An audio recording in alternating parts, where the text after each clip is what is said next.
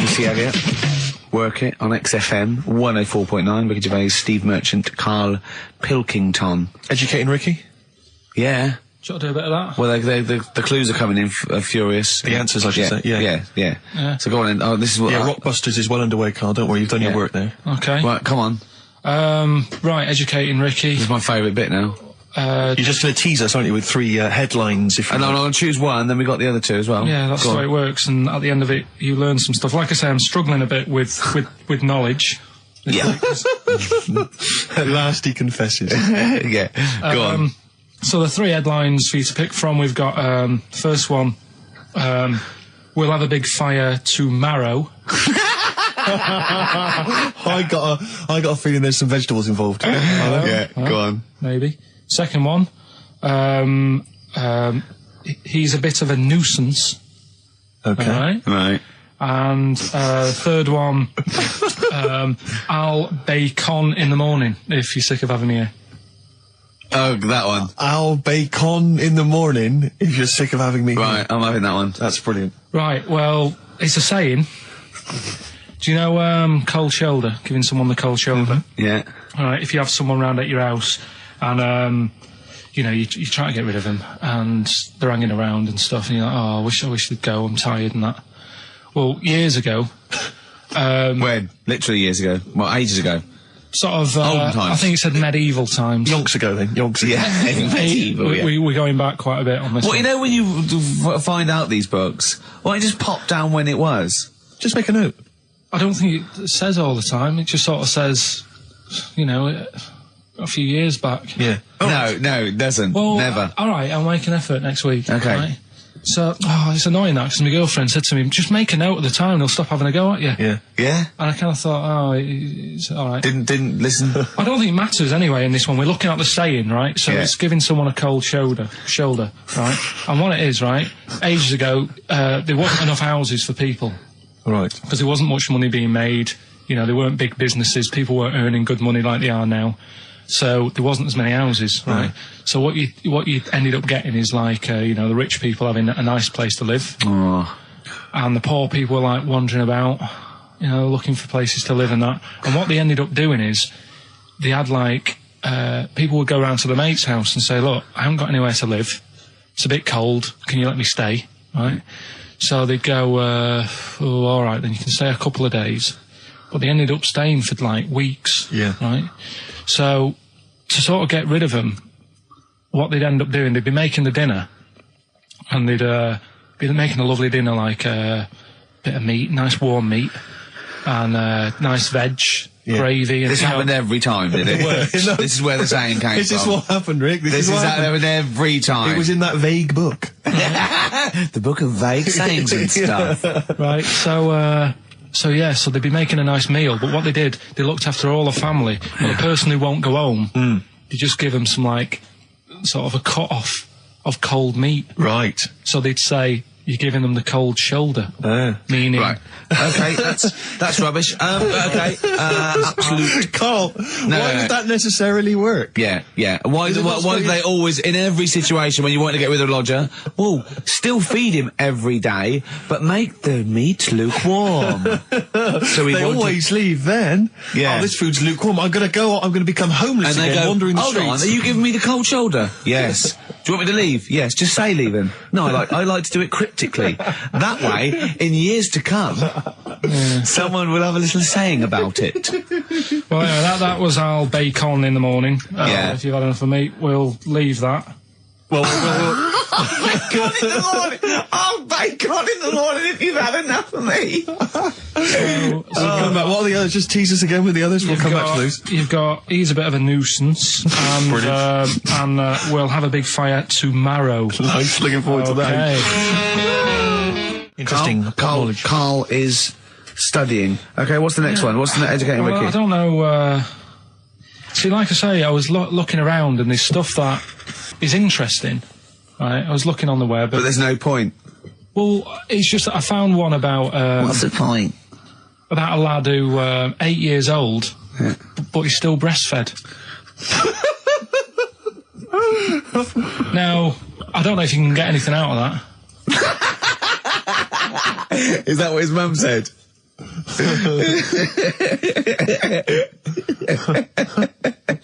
So, What do you mean I don't know if I can get anything out of that? You don't need to. no, it's just that, you know. Where did you read that? That was on the internet. Oh, well, yeah. You're always unspecific when you mention it. It's just it was on the internet. Well, Yeah. I'm trying to think what I put in. I think I put in Y to see if I'd confuse a computer. And then, Go! You are... no, I did, No, honestly. I did a search, put in why, and it came up with funny things that, like, why is this person doing that? Why is that?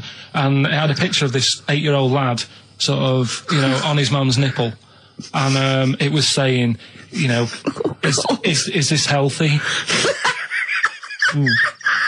You sure that wasn't asking you that question? What? I put in why? Just to confuse the computer. Like, the computer go, what do you mean? Yeah. Stop it. Yeah. Oh, look, yeah. Last week, I was walking, home with him, and I went, he was saying something stupid, and I went, I've got a competition for next week. Let's do a phone in, and it's called Karl Pilkington, Genius or Fool. Yeah. Right? And he went, no.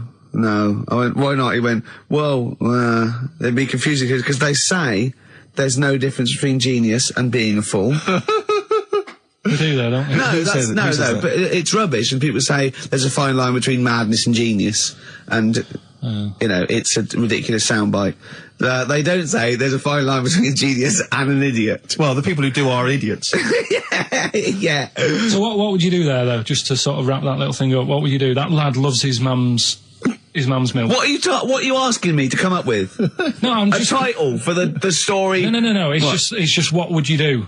Right. What do you mean, what would I do? Well, it's causing a bit of a problem in the area, right? What area? In America, I think it was. Oh, America are a problem, are they? George Bush is worried about this kid who's no, breastfeeding at right, 8. Imagine it like this, right? Right. No, so Carl, what are you asking me? About this spurious story you saw on the I internet? saw on the internet, there's Yeah. an 8-year-old lad, he likes his mum's milk, Yeah. and it's saying, is this right? Should it No, be it's going not. on? But what What do you want Ricky to do about it? It's not his responsibility. Yeah. No, but the little town that he lives in, they're all causing an uproar, right? Going, this isn't right, you know, I can't let my kid play out in case he's in the garden with his mum getting a bit hungry, right? So, Oh, God. what should they do? Because his mum's saying, well, he likes it, Yeah. and he, you know, so what do you do? I don't know the laws. No, but I'm not asking you to sort out the laws. I'm just saying, if you lived in that neighbourhood, what Yeah. would you say? If you went up to him and said, look, everyone's getting a bit fed up with this, look. I'd say, what would I do? What do you mean, what would I do? what are you asking me? Right, it doesn't matter. No. What are you asking me? What are you asking me and Steve and the I'm public? just saying, say if you live next door to this woman, Yeah. right? The kid's hungry, 8 years old, he's out playing on his bike, and he goes, Mum, I'm getting a bit peckish, and he goes, all right, son. She whops one out, and he starts having his milk, right? You live next door, you're putting your washing out, and you see this going on. You're getting a bit sick of it, because it's gone on for months. 8 years, I assume. Why is it your business? Why are you such a nosy neighbour that you're concerned? What would you do, Carl? Let's turn it back on him. Yeah. What would you do? What's your solution? What would you do? Well, I thought I'd say, right, why are you doing this? And she'd say, because he likes it. And I go, all right then, put it in a bowl first. Genius. And you think that would sort that out? No, because I was thinking about the whole thing, right? And you do that when you're a baby, and everything's all right, innit? Yeah. No one bats an eyelid at a little baby having a bit of milk from its mum's breast, right? Yeah. You'd almost say it was natural. But you grow out of it. It's like you don't see. It got me thinking about things you don't see, and you don't see. Did you put this into a computer? Show me things you don't see. What else don't you see? Well, you don't see like an old man having a Twix. You never. Oh! So what? You know the terrible thing about all this, Steve, is he's right. You don't see an old No, man I eating a know Twix. that's a terrible thing. So what they have got, right? They've made old man toffees, haven't they? They've come up with Gervais. Is that a song? Oh God! You don't see it. No, listen now. So they've got their Werthers, right? Yeah. So, Look at him. You Forget think he's it. giving a lecture teacher at Oxford. It's not going anywhere. No, go on, sorry. Go on. I'm just saying, Right. you grow out of things. Yeah. And the old man, I'm sure when he was a kid, he'd have a Twix. Yeah. Now it doesn't look right, so he's having... It doesn't look right. So... Right. I don't think Werther's originals were specially designed for old people. I think they were sweets that just happened to have been made for years. That's why old people eat them. Yeah. They didn't go, hang on, there's a market here. I've noticed old people aren't eating Twixes. Quick, let's make some old man sweets. But then the little advert, he gives it to his grandson as well, doesn't he? He goes, have a Werther's original. Oh, I think it cuts though before he throws it back in his face and goes, get me a Twix. And a damn curly-whirly, Grandad, you old fool. So other things you don't see, Carl, got any other ones, or you obviously been thinking about this? What confuses you? When you look out your window, what confuses you with the world? What do you walk around going, oh, that's a bit weird? I remember when you were in Edinburgh, you were confused because you saw someone putting a parking ticket on some rubbish, which confused you. Yeah, that was weird. Yeah. The world's a crazy place, isn't it? I mean, whatever you look at, you can... Do you know what I mean? Like what? Like what? Oh, anything. I mean, you could look out the window there and you'll see something. You go, why are they doing that? Yeah. What are they doing that for? Yeah. I'll tell you this, maybe we should bring back White Van Carl. There's some interesting questions this week, Rick. Yeah. We could pull that out of the bag if you're interested. Shall we do that? Just get Carl's take on the world's Let's do it, views. let's do it. I'll tell you what, we'll do that in a second. Let's have another Educating Ricky, because I think you got sidetracked with your talk of Well, just the other thing on breastfeeding. things you don't see. Look at the way when I went to school, there was 2 kids with them big heads. Now, You don't never see them. Sure. Yeah, but no one else saw them anyway, Carl. It's only you that saw 2 of them, not related, and wouldn't hang around with each other because you think they thought it would be too obvious. Webbed fingers and big heads. That's amazing. And there was a kid with a pigeon chest. So Oh yeah, and the lady with the head like a bag of spuds. Let's not go through these don't wanna again. go It just through that. raises too many questions that can't be answered. Yeah. right then. So we've got we'll have a big fire tomorrow. Yeah, go on. Is that the one you want? Let's go for it. Right. I think this was like round the 1700s. Bluffing. And Just bluffing. Who was the king then? don't know. Go on. But it's about the word bonfire, right? Bonfire. Bonfire. Yeah. Do you know where it comes from? No, go on. No. Right, what happened is it's got nothing to do with Guy Fawkes and that, which is what I thought when I saw it. It's got nothing to do with that. But ages ago, at 1700s, right, they didn't have enough houses, like I mentioned. Okay. Yeah. So if that happens, you get people living on the streets. You get diseases, people aren't cleaning properly. So you get more deaths. All right? Yeah. So think about it. You've got all these dead bodies lying around. They're running out of space because there's like, I don't know why they're running out of space, but they haven't got much. I don't know why really. I was going to say they should have just buried them, but there's probably more land back then than now. Think about it. He doesn't need anyone else in the room to have a conversation dialogue. with himself. Yeah, we could leave and we'd come back and he'd go, I've sorted it. Yeah. But anyway, for some reason, They presumably, if it's going to be they burnt them, it's presumably to do that it also kills the parasite or whatever's carrying the parasite on them, as opposed to burying them and not killing the disease. well, yeah. So that's that. There you go. You've worked it out. They piled them up and they turned it into a celebration because there was a lot of fed up people at that time. Is this going to be the word bon, meaning good? No.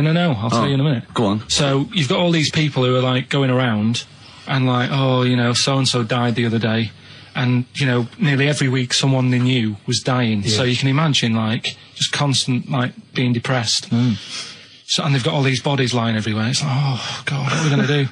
So they said, we're all too fed up at the moment. Said, let's make this a better world. This was 1701 by the time they got together. Yeah. So they said, what we need to do is have a big party. So they said, yeah. Good thinking. See what you're thinking. So they go, right, well, we'll put all the bodies in a big pile. And they're all diseased and that. So they set fire to the bodies. Yeah.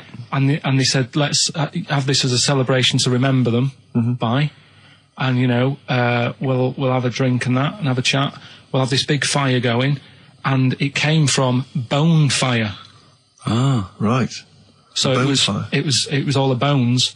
Bonfire is bone fire. Yeah. Excellent. Yeah. Yeah. That's interesting. So that's how it came about. Yeah, in the 1700s. Yeah. That was. No, probably. I reckon it was 1600. Probably earlier. I reckon it was the plague. I reckon it came from. But interesting stuff. Interesting Yeah, so stuff. that's Did you celebrate Bonfire Night? Is that a big celebration for you? Do you like the fireworks? I'm sick of fireworks. I just think they're rubbish.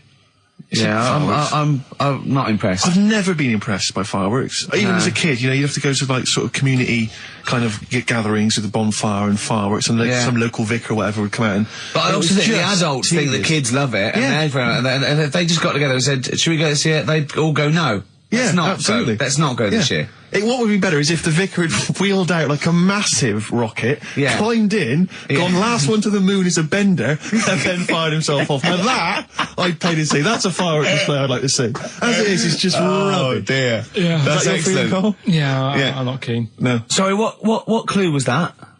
We'll have a big fire tomorrow. Bone marrow. Bone marrow. Genius. Let's play the record. Oh God! Featuring Van Morrison on vocals, that's Them, and Gloria. From the 60s. In fact. Adverts, Carl? All right.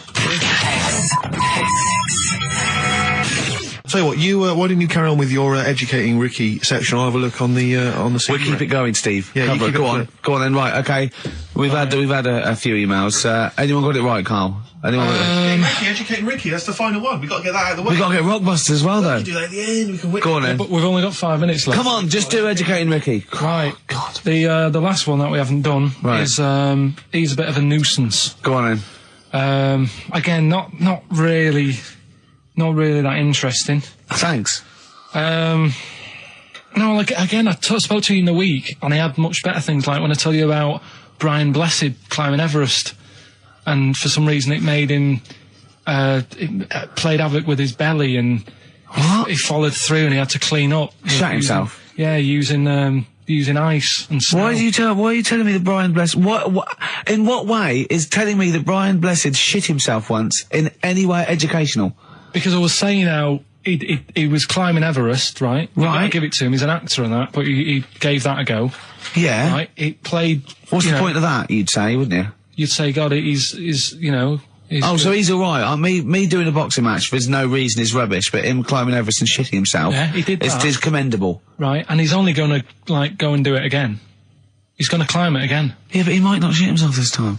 Yeah, but what's the point in going? Nothing's changed up there. Yeah, good point. Yeah, It should be. Well, it has. They've probably cleared it up by now.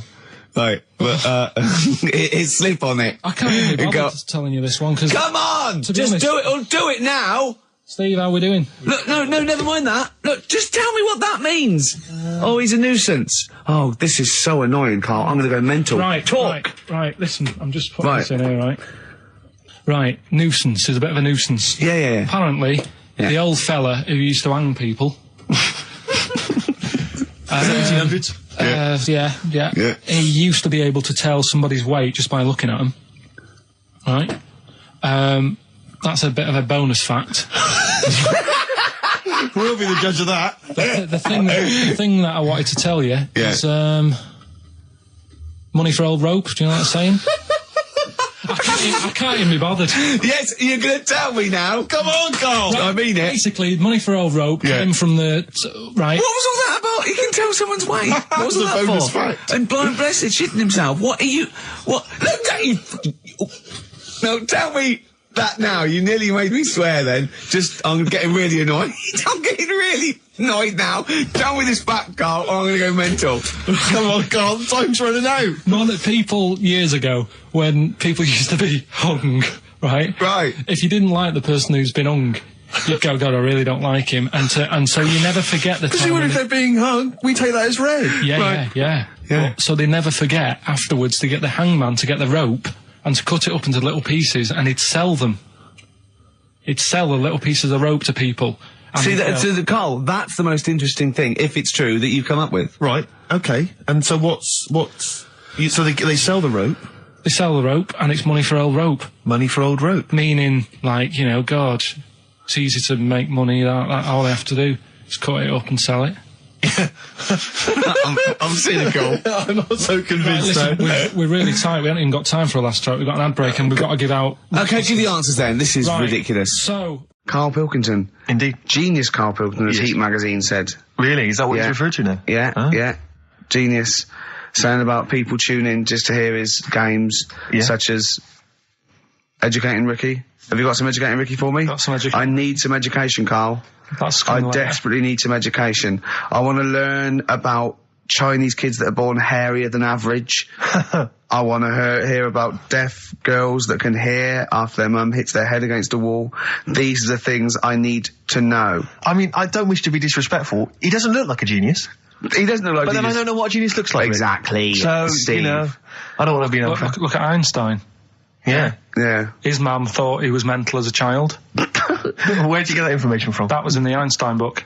Well, it was in the Einstein book, then it's truly true. Which Einstein book is that? His Theory of Relativity? The big book of Einstein stuff. Oh, yeah. Yeah, the big bumper book of Einstein stuff. It's for a coach trip, and you have to fill in E equals MC1 squared, 2 fish, or 3 hello, and then it's multiple choice, and you fill it. It's great. Did his mum think, A, he was a genius, B, mental?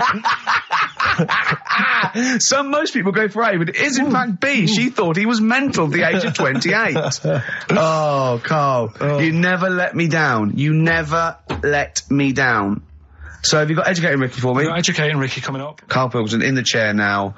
The talked about, the acclaimed Educating Ricky. Right, well, just in case anyone's new, doesn't normally listen. Yeah. Basically, I'm Educating Ricky. Yeah. Do a bit of research in a week, find stuff, news, history, anything that's interesting. 3 stories, I give them a nice little headline. You take your pick. Yeah. Between now and 3, you're going to learn 3 things. Yeah? Yeah. So, the headlines are, I'll be no buying one of them. Give us that again. I'll be no buying one of them. Nice, okay. Yeah. We've also got hippopotamus. Okay. Okay. And can you believe it? Can you believe it? Well, I'm going to go for hippopotamus. Hippopotamus? Hippopotamus. Right, well, this one, it's... I'm not going to take the credit here. I heard Christian talking about this on breakfast, right? Because it's a good story that happened.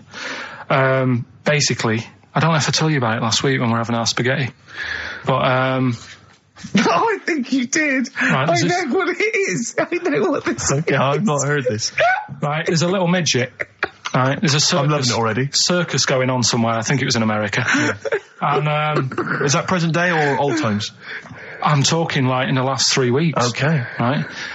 Little midget. Circus, really packed out show. People are loving it. Right, Steve, you asked the same question I did. I know. So there's a little midget jumping up and down on a trampoline. What circus is this? Right. I'd pay good money to see it. So everyone's clapping, and he's getting carried away. Because he can't believe they're loving it. I didn't know they'd like a little person on a trampoline, but they love me. But you know what it's like when, if there's a crowd of people sort of encouraging you to sort of go higher and stuff. Yeah. And I'm sure he knew it was getting out of hand. But he was jumping and he was coming down the road going higher, and he's going really high in the air, right? So he's doing this, crowd are clapping. There's a hippo, right, just sat next to the trampoline getting ready to come on and do his act. Oh, right, I thought he was in the audience. There's a hippo getting ready to do his act, Steve. Yeah. So he's a ventriloquist. What do you mean he's sitting by the trampoline waiting to do his act? Because why does he sit in the dressing room and they go, 5 minutes, Mr. Muss, 5 minutes, Mr. Muss. So anyway, right, so the hippo's there. He's getting annoyed, is he? Because the midget... He's going, how can I follow this? This is really annoying. They're going to be, no. So he's thinking, he's already done the trampoline, my pogo stick act is never going to work. Yeah, go on. So there's a hippo waiting. See, it's a great story, and I just know he embellishes it or it gets slightly wrong. Go on. So there's a midget jumping up and down. The hippo's getting annoyed. The crowd are going mad. The midget's loving it. Can't believe his luck. Although you think he probably knows he's dicing with danger. Yeah. So next thing you know, they're all saying higher, higher. He gives it one big, heavy sort of landing on the trampoline. goes really high, but goes off at a funny angle. Oh. Hypotenuse. Okay. Yeah. And sort of flies up. Hypotenuse! Sure. Flies off at a funny angle. Oh, dear. Hippo's there, swallows him whole. Crowd are clapping, thinking that's why the hippo was waiting there. Rubbish. Rubbish. It's not rubbish though. But no, maybe there was an accident in a circus with a midget and a hippo, but at no point was this hippo waiting to go on going, come on. The midget flew off at hypotenuse and landed in the hippo's mouth and was swallowed whole. This is what you embellish it. That is great. And what's I that? have to say though, Rick, when I heard midget, trampoline, hippopotamus, I was thinking accident waiting to happen. Yeah. So... Yeah, maybe. I mean, it is that you should never put those three together. Never. It's a recipe for disaster. Everyone knows that. Midget, trampoline, hippopotamus. Are you mental? You're asking for trouble. Well, you know when he told me it, he said, and the midget, he didn't mention the hippopotamus, and he said the midget went on, and soon he fell off, and the hippo ate him. And I said, sorry. What was the hippo doing there? He went, it's a circus. I've never heard of a circus having a hippo. What do hippos do? What can they do? You can't train them, can you? What do you? Aren't they like very deadly? They're huge, aren't they? You can't have a hippo in a circus. are you sure? You're not thinking of Zippo? He's neither clown. Yeah. No, and it wasn't some sort of where Zippo was eating a midget, and it's some sort of horrible sexual act. No, it was definitely. I heard it on breakfast, right? Oh, okay, sorry. No, it's definitely fact. Yeah, okay, right, truth. okay, good. Do you know what a pelican? I read the other day that has to turn its head upside down to eat. Give us the clues. So, Rockbusters. Well, let me just explain. A bird has a gullet, an esophagus and a gullet is all in one thing. It hasn't got peristalsis, which is the movement that we have that can make food. So a bird can only rely on gravity. Yeah. So it has to have its head up and has to shake. It can't eat. You were going to say that, weren't you, Carl? Yeah. Yeah. Educating Ricky, part 2. Right, what's the clues left? Well, we've got left the headlines. I'll be no buying one of them. Yeah. And we've also got chicken. You believe it? Chicken. You believe it? So they're the two that are left. Which one's you going for? Chicken, you believe it, is not that picture, is it? That we saw. Which picture? The bloke with the... No. Right, okay. God, that was bad. Right, okay. So... I just better explain we that. We can't really discuss this on air, can we? Well, we can. Steve brought in, Carl, the best book ever, which is, what is it? I found it when I was moving house. It's an FHM publication, and it's kind of like lots of grotesque pictures and stories, and like a book of freaks and weirdos and... And Carl opened it, and the first one was like... At the back. At the back. Well, you couldn't believe your luck, could you? What was it? What was number 50? A bloke with two heads. And he said, what's number 1? Yeah. And then number 6, there's a bloke who's a squid or something. Octopus. Yeah. Yeah. He's loving it. At number 1, he said, well, it's just a fella under a rock. And I went, oh no, read on, I think I know about this. And it's the fella that was found, he caused a landslide while having sex with a chicken. And they pulled him up, and there he is, the chicken. Right, so Carl could not believe his luck. So it's not that. Chicken, you believe it? I'll have that one. You're then. going for that one? Yeah. Right, well, we've talked a lot on the show about... We've talked a lot on the show. Yeah. About animals without heads. We haven't! We haven't!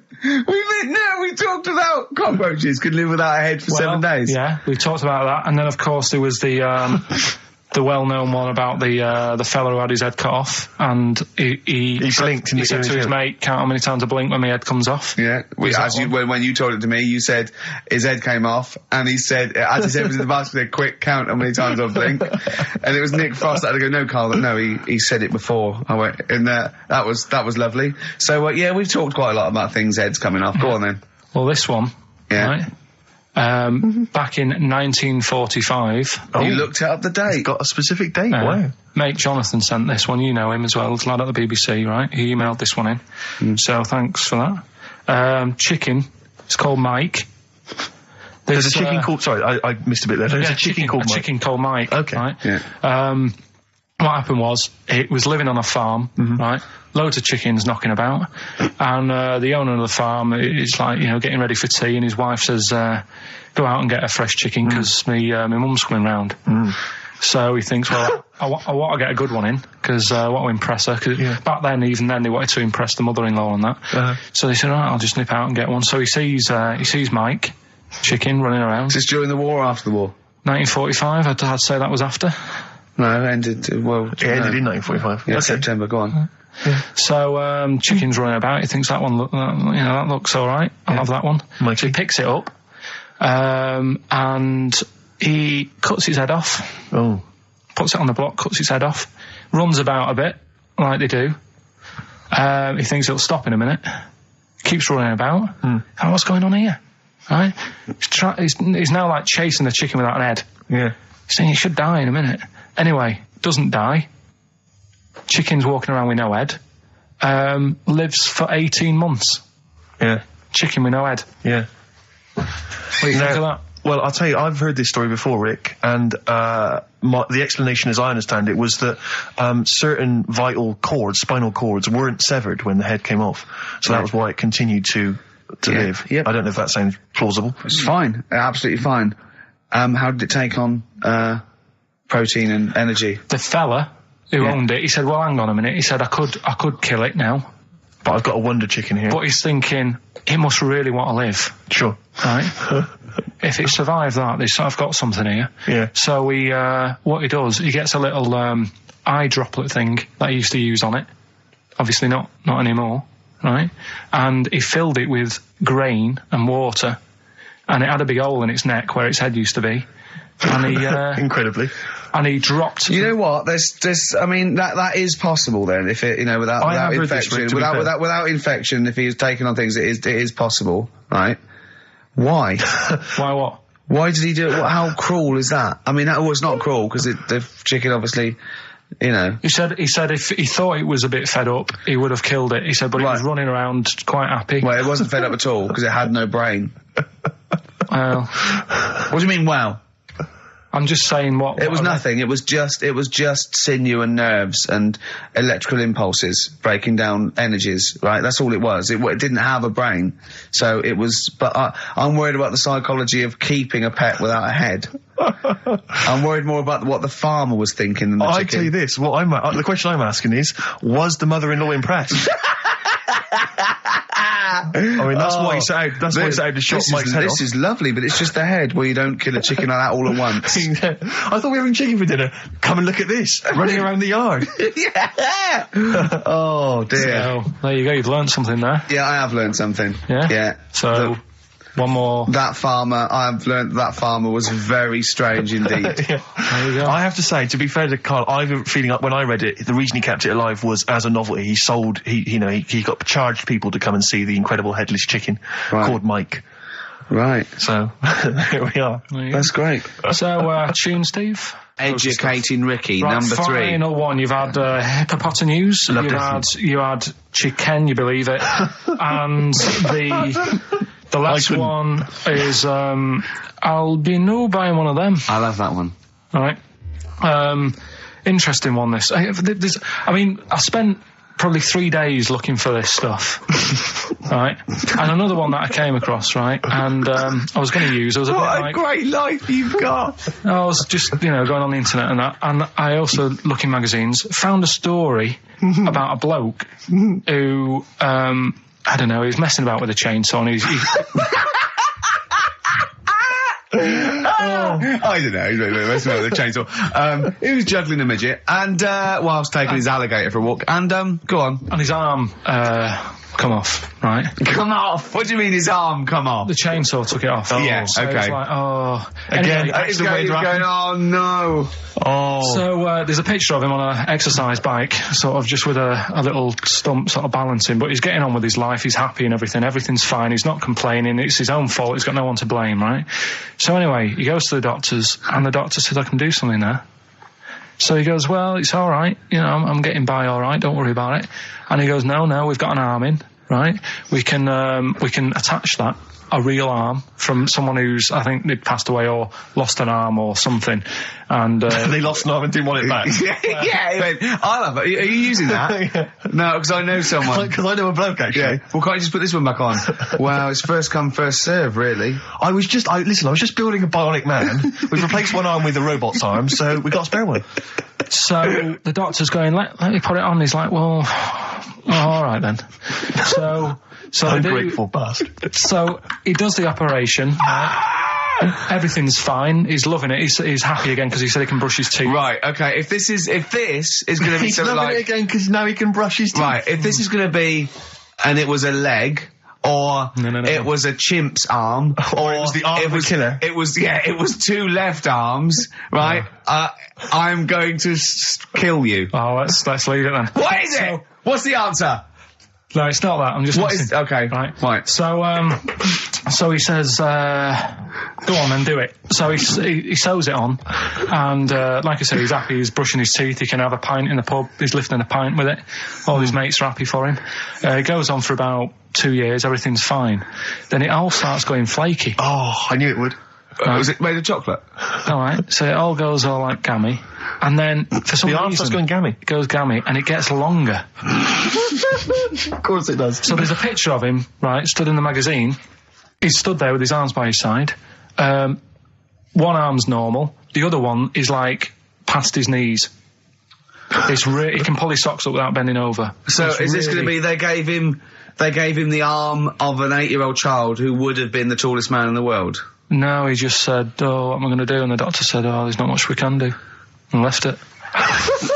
Wait a minute, you can't leave it there. That's not a story. So, Carl, you've got to tell us the explanation. Was it an incredible plastic arm? An incredible expanding arm? Did he fight crime later? No.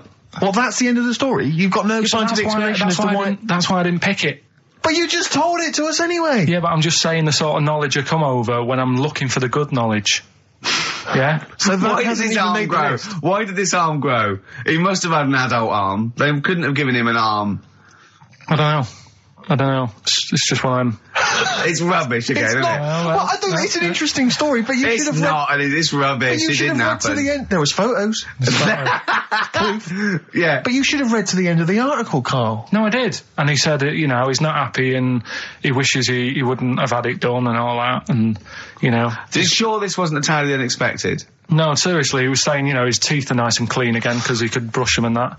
But his arm's getting in the way. Ruining his shirts and everything.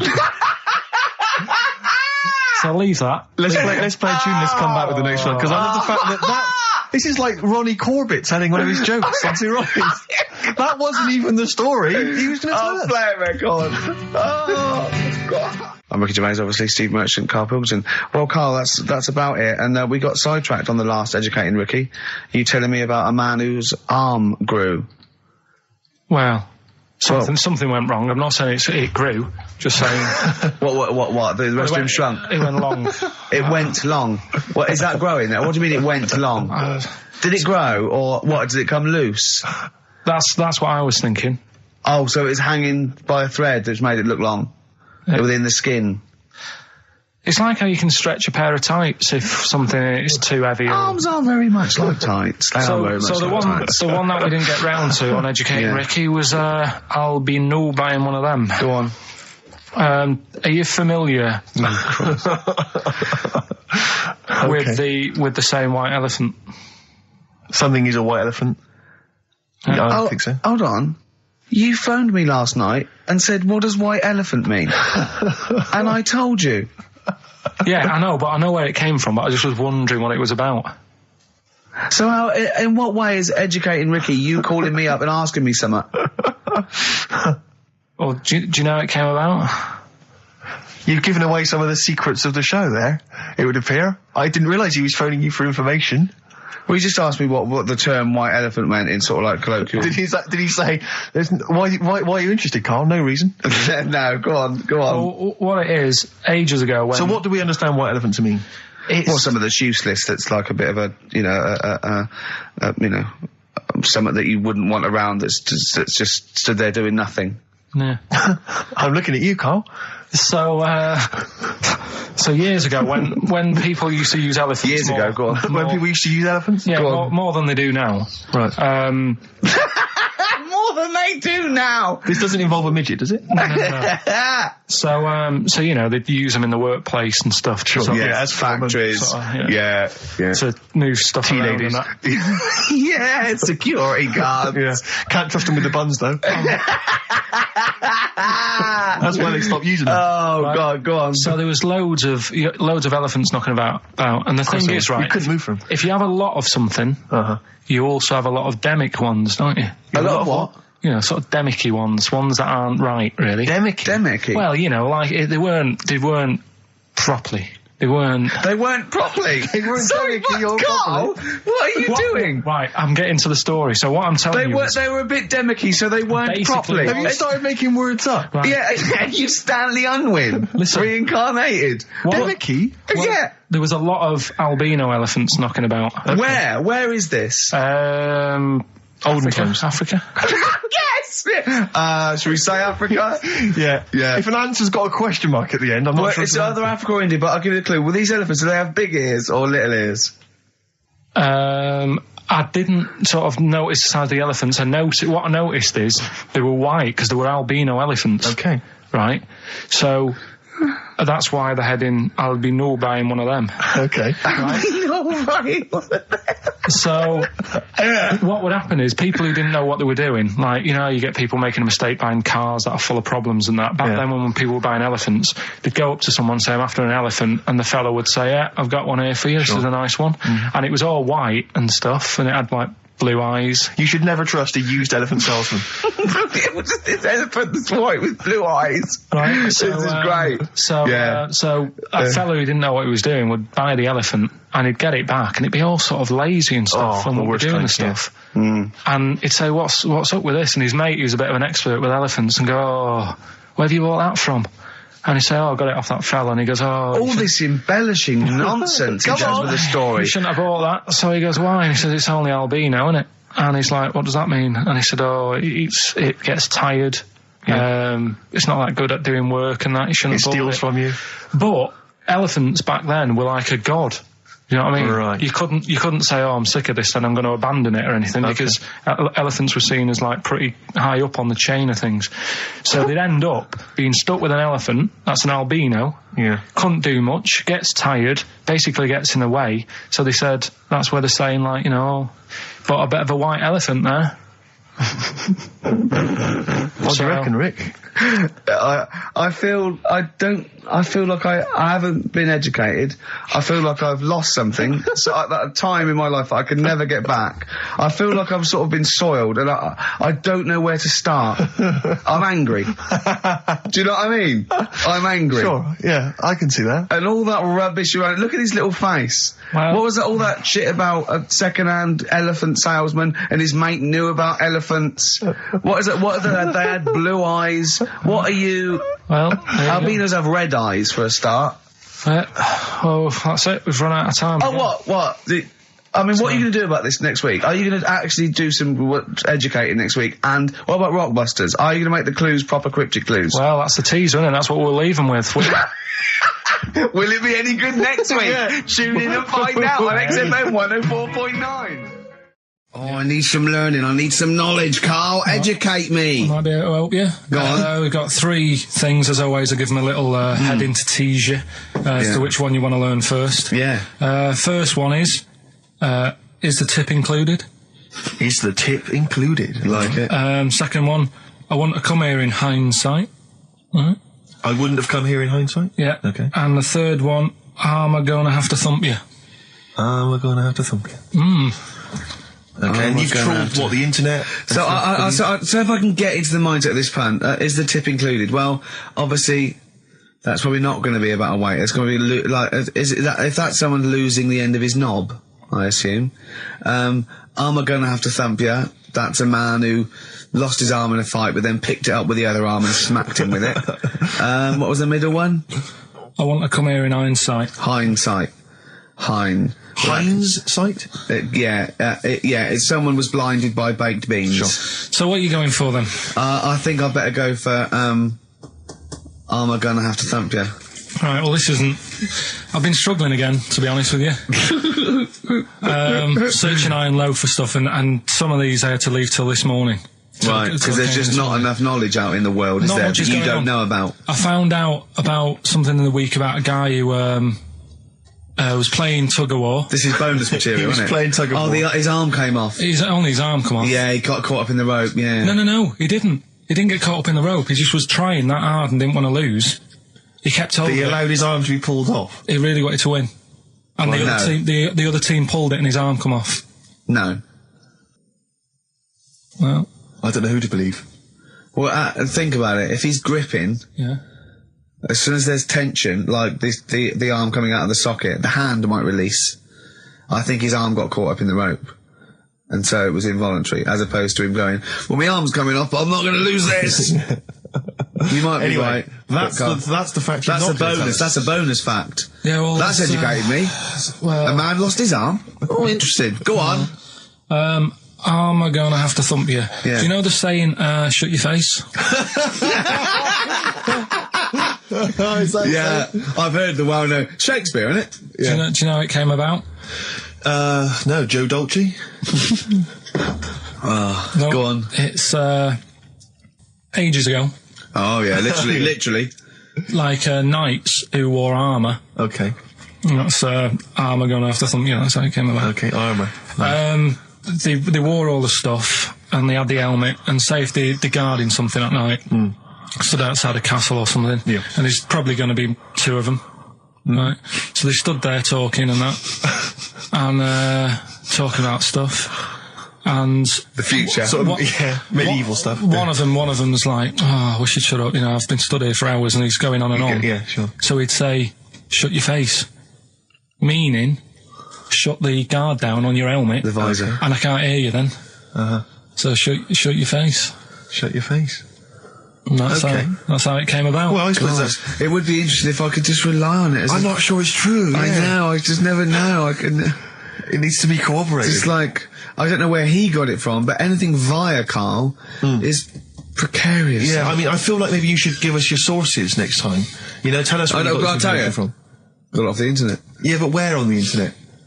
I can't remember where that one was. I mean, I always go through like the news pages and stuff, and this news should be updated because they've only reached the 17th century, which was last week with people eating tomatoes off lead plates. Then I look at news and there was stuff about a woman who was in a shop and she, I don't know, they had some workmen in doing the shop up, and they had some wood glue left out, and she asked for some pear juice, and then the guy went and thought the glue in the thing was the pear juice, and she went and drank that. But that's not really news. No. So I thought, well, we're not having that. I wish you hadn't told us. There was one about... So there's some poor woman now whose tiles have fallen off because she tried to put them up with pear juice. Yeah. See, that's the danger of mixing up pear juice with toxic glue. Yeah. Your wallpaper and your tiles and everything just fall down. There's also... Be careful, everyone. Be careful. There's something about kids having hamburgers, it makes them fat. Hold on. What? Having food with high fat content can make you put on weight? Yeah. Don't believe it. You're an idiot. What's the next one? Well, no, let's play tune. You've still got to come. You've still got I Want to Come Here in Hindsight, and you've still got Is the Tip Included, but we've got a bit of... Carl just said to me, here's something. You can't hold your breath to death. Have you tried it, Carl? It's just another little lesson. There's someone here who's in a really low ebb. They've been listening to a show, they were going to commit suicide. They just start holding their breath and they go, oh, screw it. Have I told you that programme about the scorpion? How they all help each other out? Right. Scorpions all help each other out? No, this is brilliant, right? Somewhere in the desert. Okay. There's these little... In the desert. It's like these little monkeys that are underground or something. And there's holes. Is this Beneath the Planet of the Apes? The fourth in the series. Are they talking Oh, apes? forget it, actually. No, and you've got it wrong anyway. They're not monkeys. There's little monkeys under the goose. What are they doing then? They're toiling into underground mines. They're lizards, if you remember. And the lizard goes to sleep. When the bloke comes along, you've told this. We've done it. All right. Monkey from monkey. That's what happens in his mind. From lizard to monkey. Oh, evolution would have been so much easier if Carl was around. Turn into a monkey. I'm fed up with a lizard. Just promise me once again, Carl. I've asked you before. Promise me you'll never have children. Go on, right, okay. Right, what are you having? What are they again? Is the tip included? Yeah, go on, that one. Right. In Turkey... Nice. It's not, actually. That's where I went, and there was them little fellas after Suzanne in the kitchen. What? What do you mean? We went to Turkey. You went to Turkey and there were some little fellas.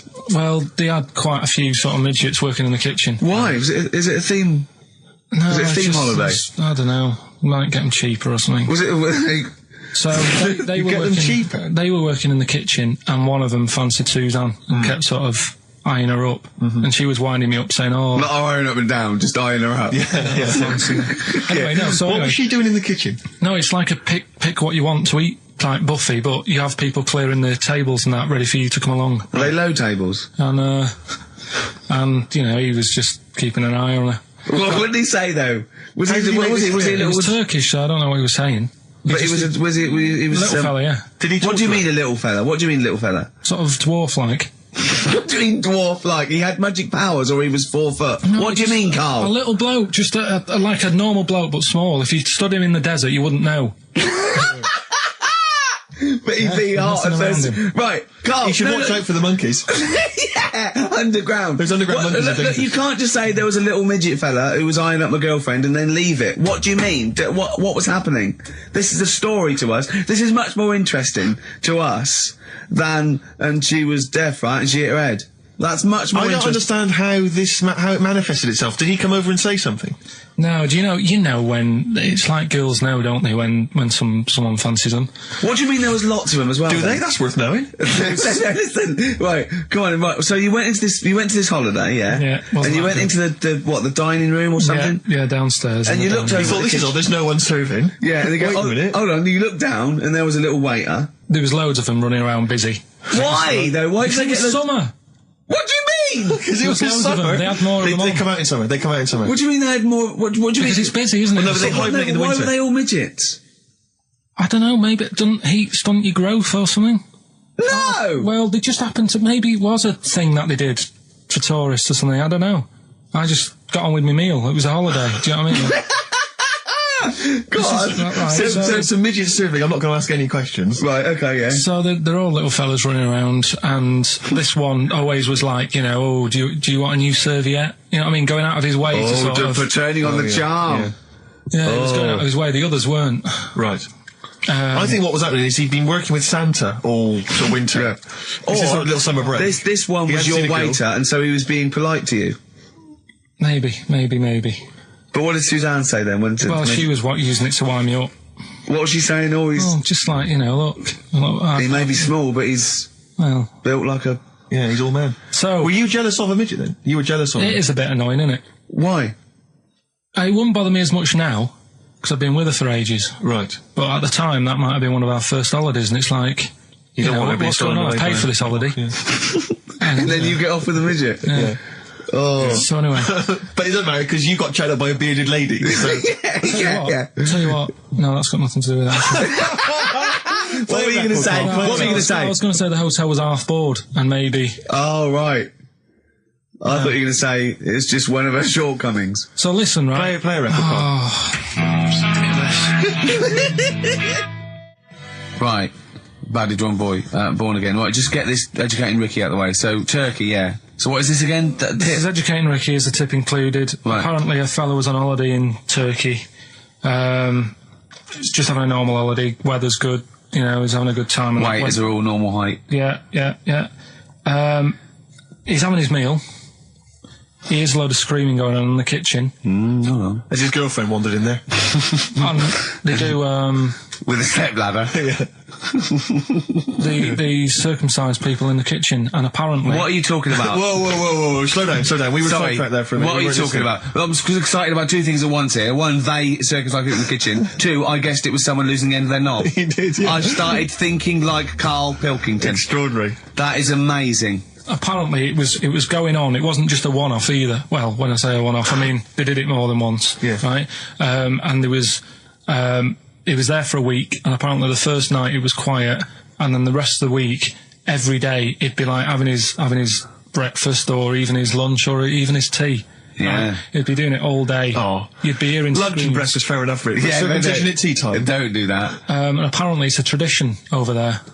You can't even make a complaint about it. It's like, well, you should have found out before you come over. See, I can't believe this is true. I'm a little bit lost. Believe this is he was true. in a restaurant, in a hotel, and there were people having circumcisions in the kitchen.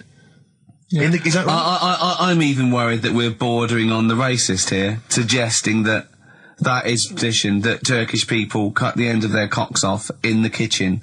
Yeah. At meal times. I think you're wrong, Karl. This sounds ludicrous, Karl. No, I don't think it happens everywhere. Right. I think this Just in this hotel. certain places. Certain hotels. Certain hotels. What, is it like 2-star? Yeah. Why did he go to the Foreskin Inn? It was his own fault, wasn't it? So that's... Sorry, that's it, is it? Have they closed? Sorry, no, wait. That's the story. You educated me, right? Once a fella saw some Turkish people cutting the tip of their knob off in the kitchen. Thanks very much. Thanks very much, Karl. Got any more? Well, there's things you can learn from it. Either don't go to Turkey. No! Don't have calamari when you're over there.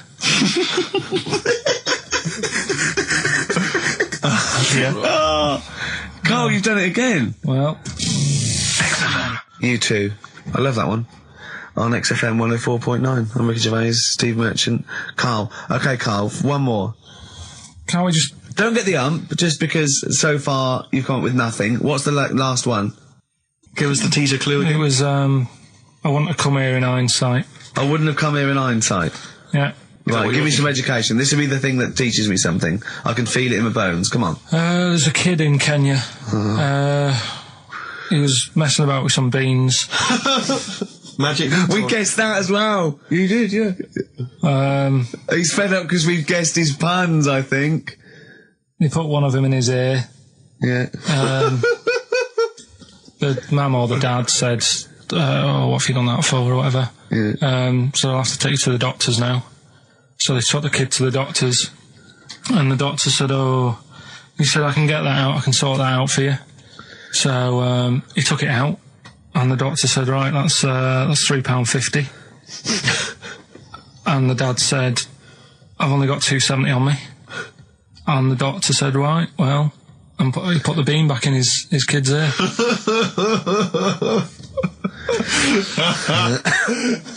I don't know what to say. I don't know what to say. I mean, a couple of questions from me very quickly. Are you sure that those were definitely the sums involved, were they? Well, the equivalent of whatever the deal with in Kenya. Yeah. It was the equivalent of So what currency was it, Karl, that you translated into sterling? I don't know. No, it was saying in the thing. It said the equivalent of £3.15, £2.7. Did it say that? Yeah. So did it say that? Yeah. Karl, look at me. Did it say that? Yeah. It said that was the. Did it say that? Yeah. Yeah, it did. It definitely said that. Definitely. Yeah. So it's just like, I suppose, I don't know. I mean, all these things. The idea is, it's not like a lesson. It's like, I'll tell you this. See what you can get from it. Sure. So look at what I've told you already. The Knights who said shut your face. That's that's amazing. That explains itself. Yeah. Turkey with the circumcisions in a restaurant. Yeah. That'll hold me in good stead. Yeah. Don't go there. Whatever. This one. If you're in Kenya, don't put beans in your ears or something. Doctors or carry £3.50 or the equivalent of. It's just the idea that the doctor put it back in his ear. He forced it back in his ear. So is it still there to this day? I mean, is there any update on that stuff? Or does he go back with the £3.50? I presume he either went and got a second opinion, see if he could get it cheaper. Right. Or another doctor. Yeah. Or he said, right, I'll come back next week after I've been paid. Or he saw how the doctor did it and thought, well, I'll have a go at that. Should I get home? Yeah, for free. But he never said how it ended. No. But I mean, I apologise for this week. 'Cause, I mean, I haven't got that much out of it. You've not been enriched. It was very, very light. Like I say, there was the tug of war. There was a fella in Scotland who had a load of tattoos. Okay. Is that it? Is that the end of the story? 98% covered. Right. Just between his toes, he didn't have done. Why not? Because it looked stupid. I don't know. It just said 98% done. What else? Are you going to drop the feature? Are you worried? I'm thinking about it. Don't drop the feature. To be honest with you. Pete have probably written about this already. This has been a classic. I'm concerned because it's my favourite part of the show. I'm wondering, is there something else we could... what could we do to help you out? Because I hate to see it go. Well, we can't really, and he's moving this week with the old fella, so that'll take him about 4 days. I'm worried you're not looking in the right... Why don't you go to a library? That's Steve Merchant and Karl Pilkington for you. Coming up on the show, we've got Educating Ricky. I'm not happy with this. Oh, really? Because the last few weeks have been genius. What is a drop in quality, is there, of the education of me? Well, it's just, like I said, I've wasted a lot of time this week searching on the web, right? You wasted a lot of time searching on the web because you come up with things that aren't true. Why don't you look in books and verified sort of like journals? The web is the new book, though, isn't it? No, the web is the new book. That's the new going wrong. Yeah. Well, so I've been searching. There's hardly anything. I spoke to you in the week. About Monday or Tuesday. What did you say? There's nothing happened this week in the world. There's nothing going on. There was a new car wash that you can put dogs in. There was a car wash you can put dogs in. That's the only thing that's happened in the world. And that and the jellyfish, and we've covered that. So, we've got, I've managed to find some bits, but it's not that good. Do you know what I mean? Like last week when you were laughing at me why do you want to confuse machines? Do you remember when he put in Y to a computer search engine to try and confuse it? I love the fact I want the computer to come back. Why not? And your head explode. I mean, I love the idea that you're trying to. I mean, it's better than what I thought you were going to say, which is, what if you put a fly in there? Anyway, yeah, right. We were talking about flies getting in a pod, and do you know, like how a Barbie doll, if it was real, it wouldn't be able to work. Do you know what I mean? A Barbie doll, if a woman had the proportions, she wouldn't be able to tie her shoelaces up and stuff because her legs are too long for her back and all that. Flies, scientists can't work out how they fly. It's a bee. It's a bee, not a fly. No, a fly as well. No. A fly is, apparently its body is like too big for its wings, and they still can't work it out. Yeah. How it flies. Which in your mind says what? Something spooky going on? They have worked it out. It's the fact that what they do, the wing actually beats a ridiculous about 150 times a second, so it displaces air. Yeah. So they have. I know what you mean. It's incredible that it can fly because it's got such small wings. Yeah. All right. And it's a bee, not a fly. So, yeah, but other than that, good point. Bowie. Another classic. Be My Wife off the Low album, David Bowie. Carl, come on then. Right. I need some education. It's Rockbusters. I know, but I need education. I need some education. I know you're telling us, but we've promised some Rockbusters. Educating Ricky, I will be ditching before Christmas. Why? It will be going. Why? Because there's nothing out there. It's just struggling. We have still got Educating Ricky. Go on, let's have one. No, I'll give you the titles. Give me the titles, yeah, go on, yeah. Right, you've got 3 bits of info that's gone on in the world, or possibly sort of information. Older times. Never go further back than the 17th century, do we? Well, no, let's make it clearer. There's 3 bits of information that people have put on the net. Whether or not they're true, different issue. And that he still gets it a little bit wrong in translation, and sort of adds bits to it. Yeah, go on. So we've got... I love it when he plays out those historical dialogues. It's like the 15th century where he goes, so anyway, a bloke says to himself, I'll tell you what I'll do. So the horse isn't happy. Yeah, go on. Right, so the 3 that you've got to pick from, you've got Get Your Kit On, We're Off Down the Butchers. Let's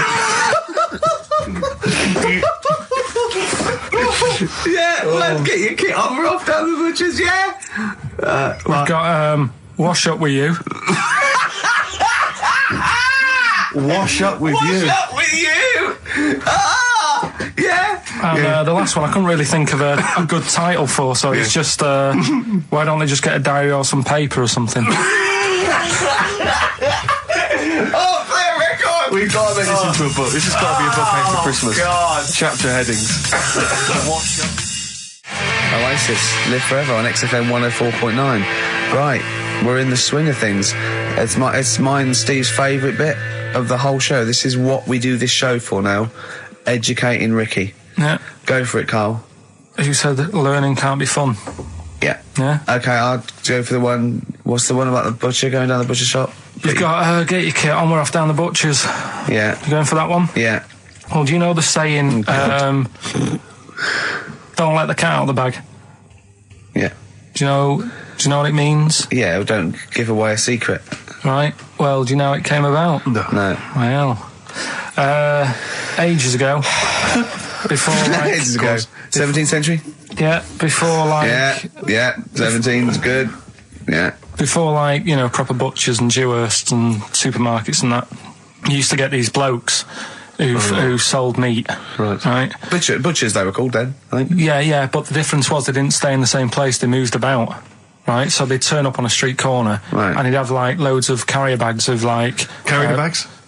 Yeah, with meat in and that, and people would Plastic be like, carrier bags? Yeah, with mobile butcher on them. Yeah. Right, so... and an email address. Yeah, go on. People went, right, yeah, I need some meat, right, so they'd go up to this bloke and say, what have you got? And he'd say, well, I've got a you know, you can have a bag full of pig, or you can have whatever, a bag full of chicken, whatever.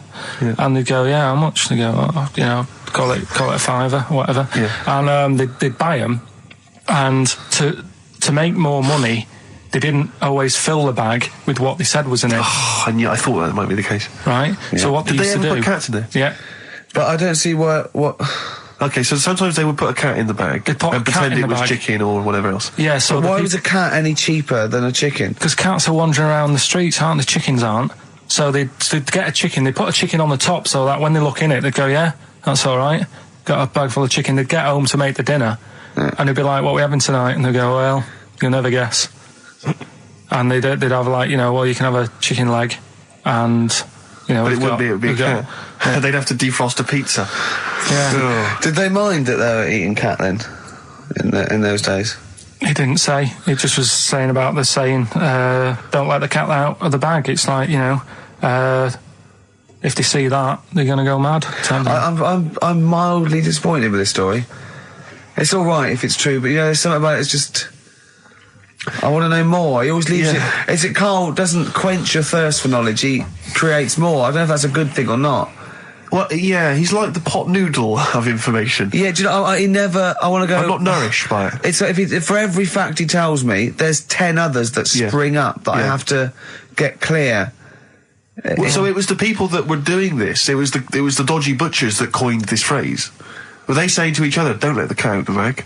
I.e., what I mean by that, Jack, is don't let them see the cat. What we've stuffed in there. Yeah. Dodgy butcher, that's another phrase, isn't it? So that's the first one. Is that a euphemism, or is it dodgy butcher? As his meat delivered around the back. Sure. So that's that one. So let's get your kit on. What does that mean? It's a euphemism for homosexuality. Okay. And meat, presumably, in that means different things. It doesn't. It's a word that is also a male bird. Would it mean chicken or cat necessarily in that context? Or well, I suppose it could. Yeah. Carl's look at him. Carl looks at you like a cat. Yeah. Whenever we leave him behind, if we don't talk like straight at him and let him see our lips moving, and it's, you know, monosyllabic and very slow. Look, he's lost in that conversation there. He just drifted off, didn't you, Carl? No, I just was also thinking on animals and that. Something else I was going to use. Go on. Was this isn't a radio show, is it? I just suddenly caught myself. This is nothing. I told you that before. It's been bad today. No, but I mean, it's the way, this casual way that it's like we almost have no regard for our listener, and I'm not proud of that. I just don't know what to do about it. Do you know what I mean? I don't know how to do this properly. I mean, we're just chatting here. I mean, it's only Anderson who's seen through us, and that surprises me that more people haven't. I mean, what are the figures like? Do people listen to this show? I'll find out for you. You keep saying that. But, yeah, there's this parrot.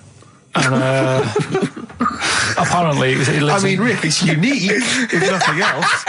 I mean, when you wake up with Woken Tomorrow, you're not even going to hear him start a line with there was this parrot. Go on, there was this parrot, yeah, go on. And it can talk and that. Someone's obviously, taught it how to speak and that. And, it flew away. And it's living in this church. Right? And, people are at the church doing hymns and that. And then Trouble's brewing.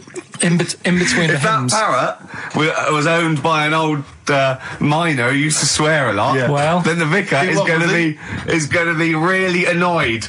That vicar, that vicar's going to go on. I just hope it stays quiet, Rick, during the vicar's sermons. Yeah, go on. Have you read it? No, go on. Have you read it? No, because that's what happens, right? Go on, tell us, Carl. During the hymns, it's sort of effing and jeffing and stuff. Effing and jeffing? Yeah. And everyone's like going, oh, it's quite funny, really, it doesn't know what it's doing. Everyone's having a laugh. Yeah. But it's causing a havoc at funerals. When did this happen? Not years ago. John was a much-loved man. It was a wanker! Yeah. So anyway, that was another story. What can you say about Uncle John? Bollocks. Oh, Carl, I love the fact that when you look at things, you go, that's interesting. A parrot that swears at funerals. That'd be a nice and it stays with you. You see, for a simple man, you retain an awful lot of knowledge. It's just all rubbish. It's all Do you know what I mean? If you just replaced all this rubbish with good stuff, you'd be an intellectual. Yeah. Really. Because, I mean, your attention is fantastic. Yeah. So Did I lose you again there, did I? So was it the word retention? We've still got Wash Up With You. Yeah. Should we play a record and do Wash Up With You? Yeah, we'll play a bit of Aqualung then. Aqualung! Right, that's Aqualung. Good time's gonna come, innit? Right, Carl, come on in, educating Ricky. So, don't let the cat out of the bag, that's where that comes from. Comes from a crafty butcher.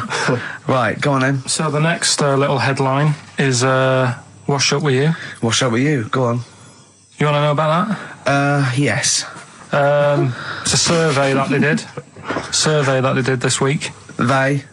Yeah, some university did some survey. Brilliant. Did a world test on washing up. Yeah. And each country were given 140 pots to clean. Brits were the quickest. Yeah. Yeah. Turkey were the slowest at washing up. The Turks. It's not because the little fellas that work in the kitchens with no... Is it? They can't reach. Spain were the cleanest, and the Germans were pretty good as well. So... I don't know where to start with this. Honestly, Steve, I don't know where to start with that. Look at his face. It was really light, right? We've had the parrot, right? These are things that I found. Found the parrot, right? I've told you about the dog in the car wash. Right, you didn't tell me about that. You said there's a car wash for a dog. That's all you told me. Yeah, the but parrot, you said there's a parrot. What? It's a problem at funerals. Yeah. That's nothing. That's nothing. Do you understand? And they used to eat cats. what else have we got? There's an elephant in India with sore feet. Why? There's an elephant in India with sore feet. I'm interested. Why? Tap dancing. Why? I didn't write that He's much trying to about break it. Roy Castle's record. He's still going. Go on. What is it? Think. It's an elephant, and it was really old. It was about 76. Right. And it had sore feet because it's old, and they don't make stair and the lifts that roads big, do they? roads are bad and that. Yeah, go so they said, "What are we going to do?" And the town was like, "Oh, we're used to seeing it around. It's part of the thing. We don't want it to have sore feet." Yeah. So they got some slippers made for it. And it had like a picture of the elephant looking happy wearing some slippers. I love him! I love Carl, his world! Where did you see this picture? That was on the internet. Right. That's a lesson, though, for any elephants listening. Don't wear stilettos to work every day, because it can do your feet in. So that But don't elephants have really bad memories? No, they have great really good memories. Oh, do they? Yeah. Oh, well, that's good then. No, I just thought they'd forget where they put them. I thought there was something about elephants having bad memories and that. It goes on, where's my slippers? Yeah. I'm sure I left them by the test. So sorry, there's an elephant walking around wearing slippers? Yeah, that's in What India. kind of slippers? Those sort of old man ones with the sort of checkered Well, round design. ones, I imagine. Yeah. Big round ones. there was that going on. And is it happening? Is it happier? I mean, does it feel more satisfying? It looked it. Did it look? How can you tell? How can you tell if the elephants, please? What else is there? There was a woman who's had a breast insured for 150 grand. Right. Okay. Any more information there? What? Third party fire and theft? Don't know, it had a picture of her with them, like, you know, out.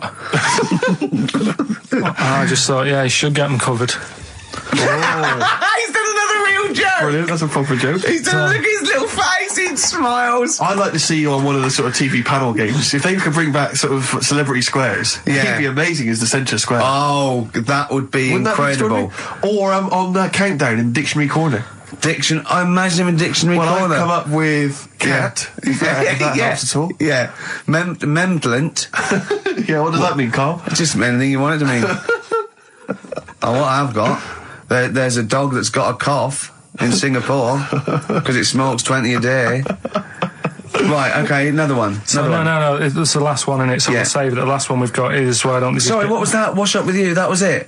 But was that it? Survey of washing pots and pans. I didn't understand, you said Italy were the cleanest. No, Spain. No, Brits were the quickest. Yeah. We were the quickest, but Italy was the Spain was the cleanest. Turkey were the slowest. Yeah. Spain were the cleanest. But why weren't we clean then? Because we were washing up. Why were we not paying attention to the... We did it rubbish, we did it quick. We did it quickly, but I don't understand what it was being rated on. Who was doing it? Was it Lynette Newman or Ainsley Harriott? She's quick. Both of them are quick. Yeah. Well, they've got like kind of loads of slaves that do it for them. Did we use fairy liquid?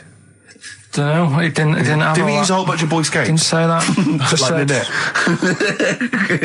It just said, that. Who had the softest hands? Who had the softest hands? So it didn't say. I didn't. Why is it we don't get notified that this is taking place? I don't know. When I was a kid, no one ever said, we need recruits because we're doing a survey on who can wash up the quickest. Are you disappointed in yourself with that one, Carl? It is pretty dull. To be fair, and that is why we've got to bring in either con merchant or a wine merchant or shut up at your face. Yeah. Would you be able to, if I put you on the spot in the next, after the next record, would you be able to give an example of how con merchant would work? I mean, is there something you could do just to sort of experiment?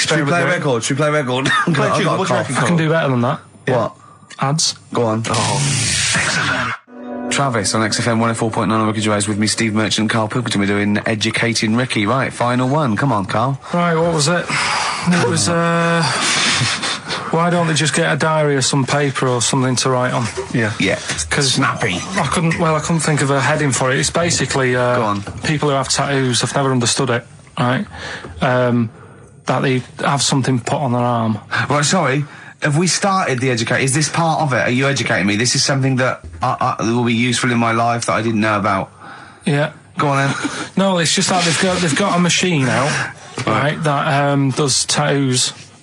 Tattoos. You come up with a design you want, and you this machine scans it, and you put your arm in this thing, and you press print or whatever, and then it does the tattoo on your hand. Or on your arm. Like loads of little needles that follow a pattern? Yeah, the computer, basically, yeah. Is it a real tattoo? It's a proper proper one. The fella said... well, as long as it goes out, it pierces the skin with a I just wondered if it's one of those kind of, those kind of... No, it must be lots of little needles or a moving needle that can go Sorry, along but how is this cleaned, like, in between each person? Don't know, probably... I don't know. Well, no, it's only that if it's one needle, it's just the head, isn't it? If it's one needle that moves, does it like loads of little... What are we gaining from a machine doing it? Just because they're not going to sort of mess it up. But hold on, how do you keep your arm still? Because your skin moves slightly. So the machine it's sort of strapped to your arm. Right, so it's spread. The fella said that the tricky thing was in all this, it was the fact that nobody would let him test it out on anyone else, so he had to do it himself. But did it work? Because the thing is with a tattoo artist, they can see when your skin's moved and they can see what they've done and they keep wiping it and looking, whereas a machine's just got to trust itself. Yeah. So I think one needle could go wrong. If it was a lot of needles, that it just came down, 1,000 needles that was an imprint. Yeah. But obviously I'm asking someone who hasn't delved any further than there's a machine that can give you a tattoo. That's all you've got at the moment, isn't it? Well, basically. That's all you've got? I mean, that's what I've got, because I'm not a fan of tattoos. I don't... But where did you read this again? This was... Internet? This was on the internet, yeah, it was, yeah. Okay. And I just don't understand why people do it. That's what got me attention. Because me... Sorry, what have I learned from this? That if you wanted to get one, you know, you can get one done by a machine now. You know, people say machines are sort of taking over and that, and there's another one. But it's just the fact. I mean, I don't know.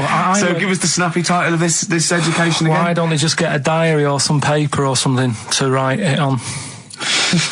That's what I always think when I see people with loads of tattoos. Like there's that fella who we were talking about the other week in Scotland who was covered 99% in tattoos.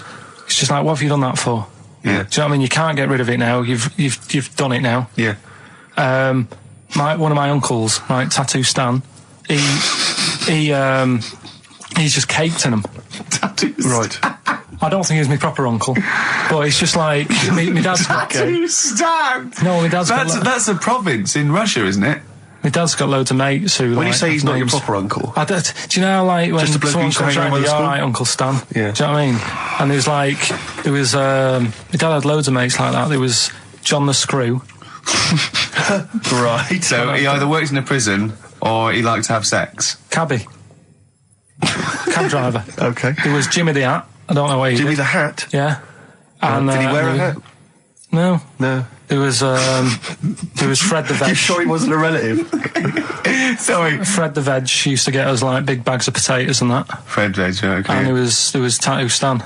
Right. And he was just caked in them. And I used to always look at him thinking, why have you done that? I must have only been like, 6 I or suppose 7. if you're born with a name like Tattoo Stan, Exactly. you're destined, aren't you, were really? they like a 1950s gang? I'm worried about... I'm worried about... doing a bank job. What was his name? The Hat? What was his name? Jimmy the Hat. I'm worried about Jimmy the Hat. Yeah. Not having a hat.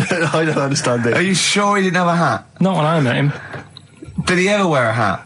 I didn't see him that much. Do you think it was a joke, like, when your mate's sort of like, 8 foot and huge, you call him Little John or Tiny? Do you think... Well, the fact that he never wore a Yeah, hat. they went, hold on, I've noticed something about Jim. Go on.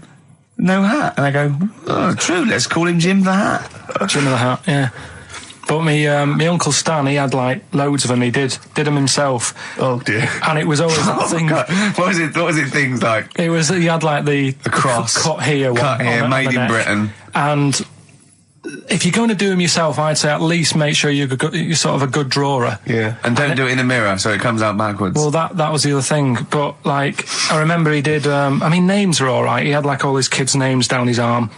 And, what were they called? Yeah. Oh, God, it's Tattoo Stan Jr. Yeah. And Paul shits the bed.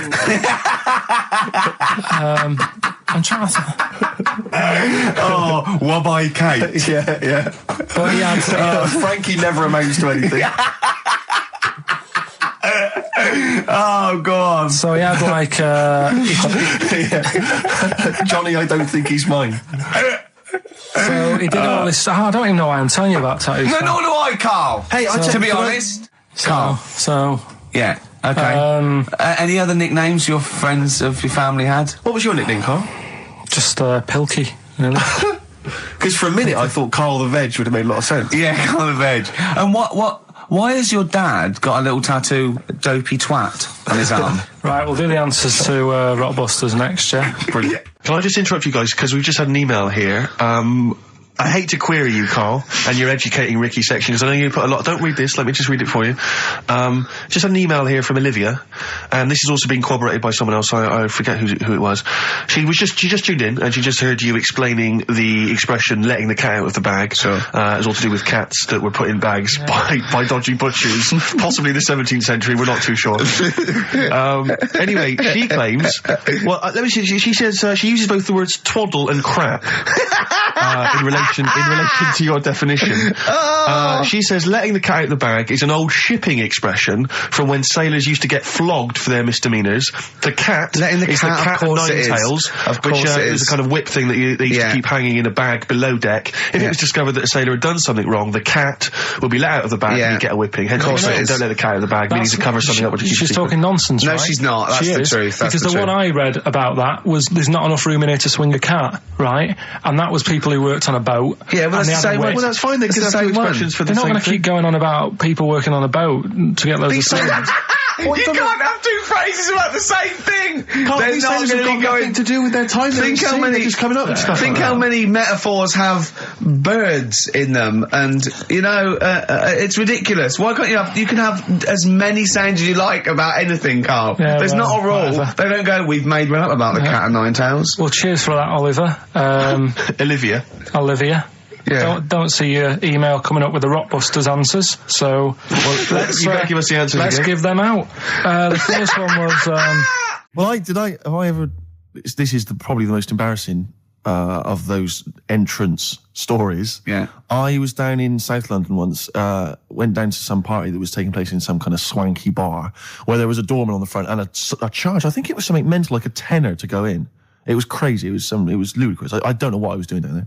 And I was in the queue. We'll establish what you mean by swanky later, because that could be. It was a posh place. Was it? And so there's a queue outside, and there was one of these doormen who thought it was like kind of Studio 54. He was like sort of, choosing people who could come in. Yeah, you two come in now. And I've been there for ages, obviously. I was on my own because I got there late. And clogs. Exactly. I've dressed up for this. And there were these two girls next to me. I'm thinking, if I'm in a queue, I've told you before, if I'm in a queue and if I'm stuck with two girls, I'm thinking, what a great opportunity.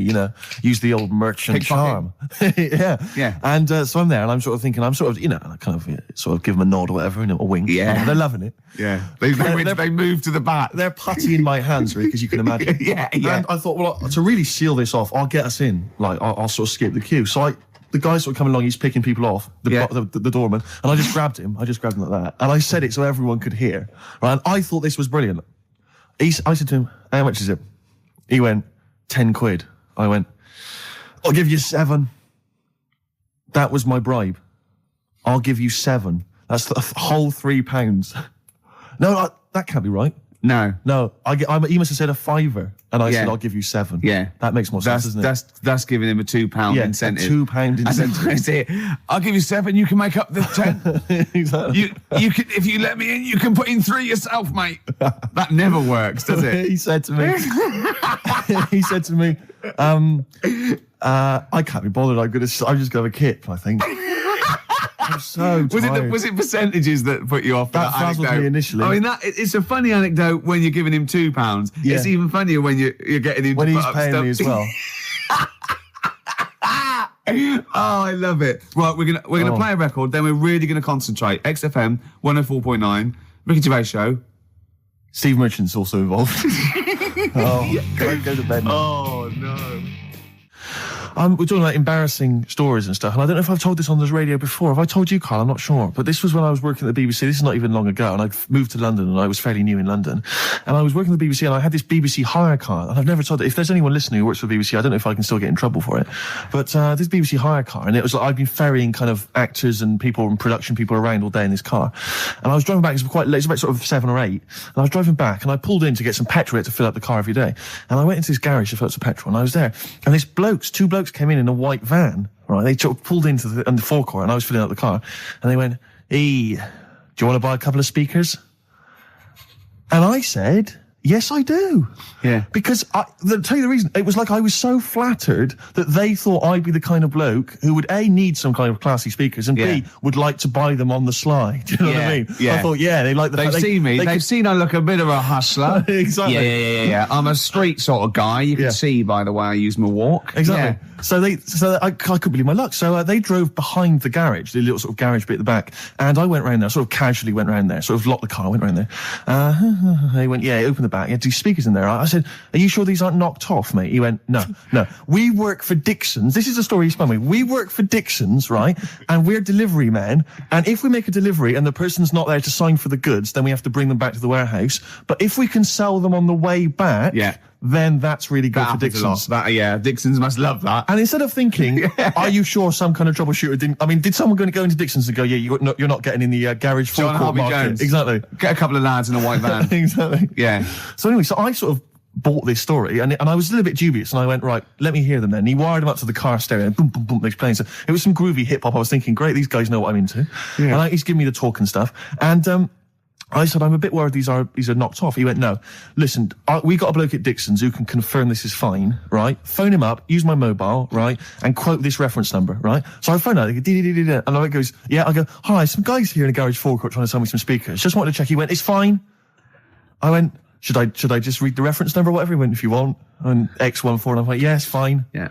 Okay. You know what that was, don't you? That was actually Mr. Dixon himself. Exactly. Yeah. Exactly. So I'm thinking, well, you know, they sound great. They're giving me for a knockdown price. I'd say they were like 400 quid. They were like 200 quid or something. It was a good bargain. I was in the market for some speakers as well. Yeah. So, while they were loading it's them all kosher. I phoned Dixon. Exactly. I phoned Dixon. That's fine. Yeah. So while they're loading them in the back of the BBC hire car, right? I'm in there paying for the petrol, right? And the guy who's serving goes, oh, you're right. He goes, what were you doing around the back with those blokes?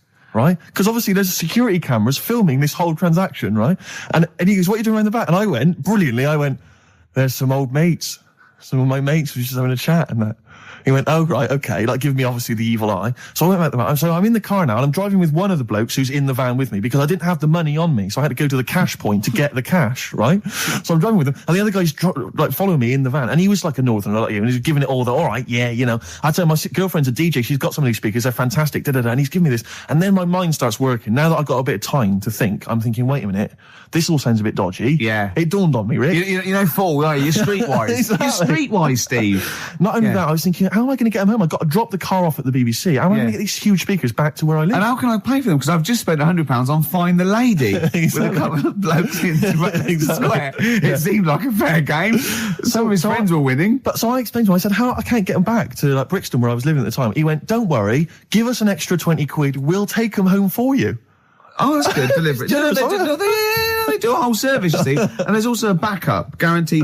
Did they have the guarantee, the 3-month guarantee? They didn't. No. But so I said, I'm not sure about that. He went, well, why don't you put them in a cab, send them back, and your housemates can collect it? I was like, oh, no, there'd be no one in.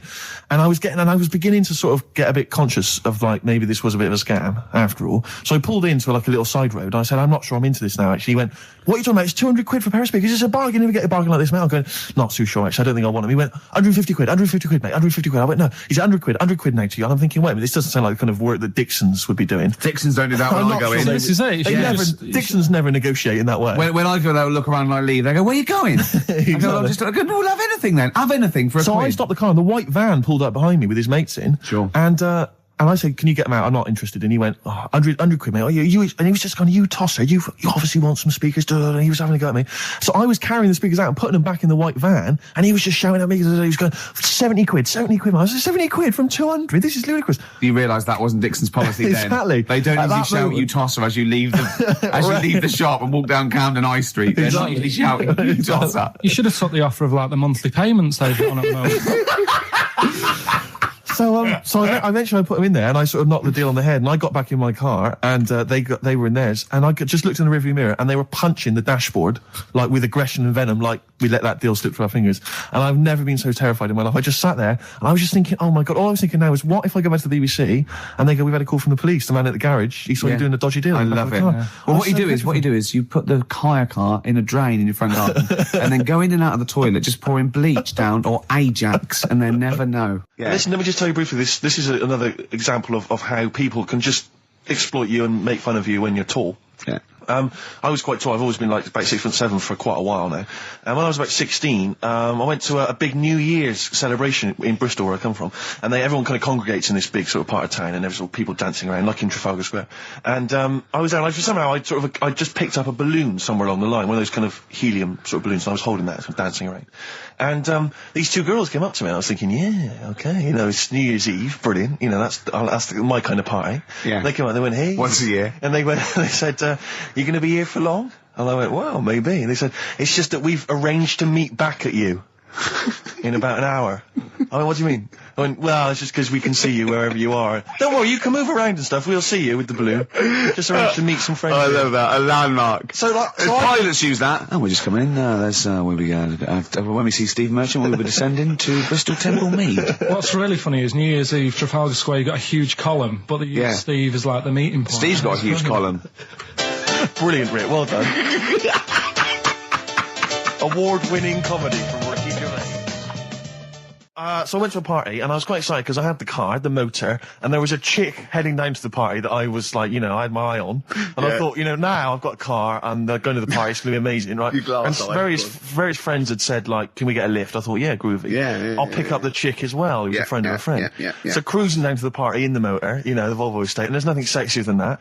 Slipping a little bit of Billy Joel on the stereo or whatever. Something classy. Exactly. And maybe it was Billy Ocean. I think maybe I was quite a Billy. Maybe it was Get Out of My Dreams, Get Into My Car. Ideally. Yeah. So I get to the party, and inevitably it was one of those house parties where the chick that I had my eye on, she kind of was chatting to other guys, and she wasn't really paying attention to me, and I was sort of... Trying hard to get, was she again? Same old story. Oh, they make me They laugh. know how to tease, don't they, the ladies? Laugh. Who are they kidding? So I'd follow her like a dog, from room to room. Yeah. And watch her Quite while... literally, sometimes he was barking. Yeah.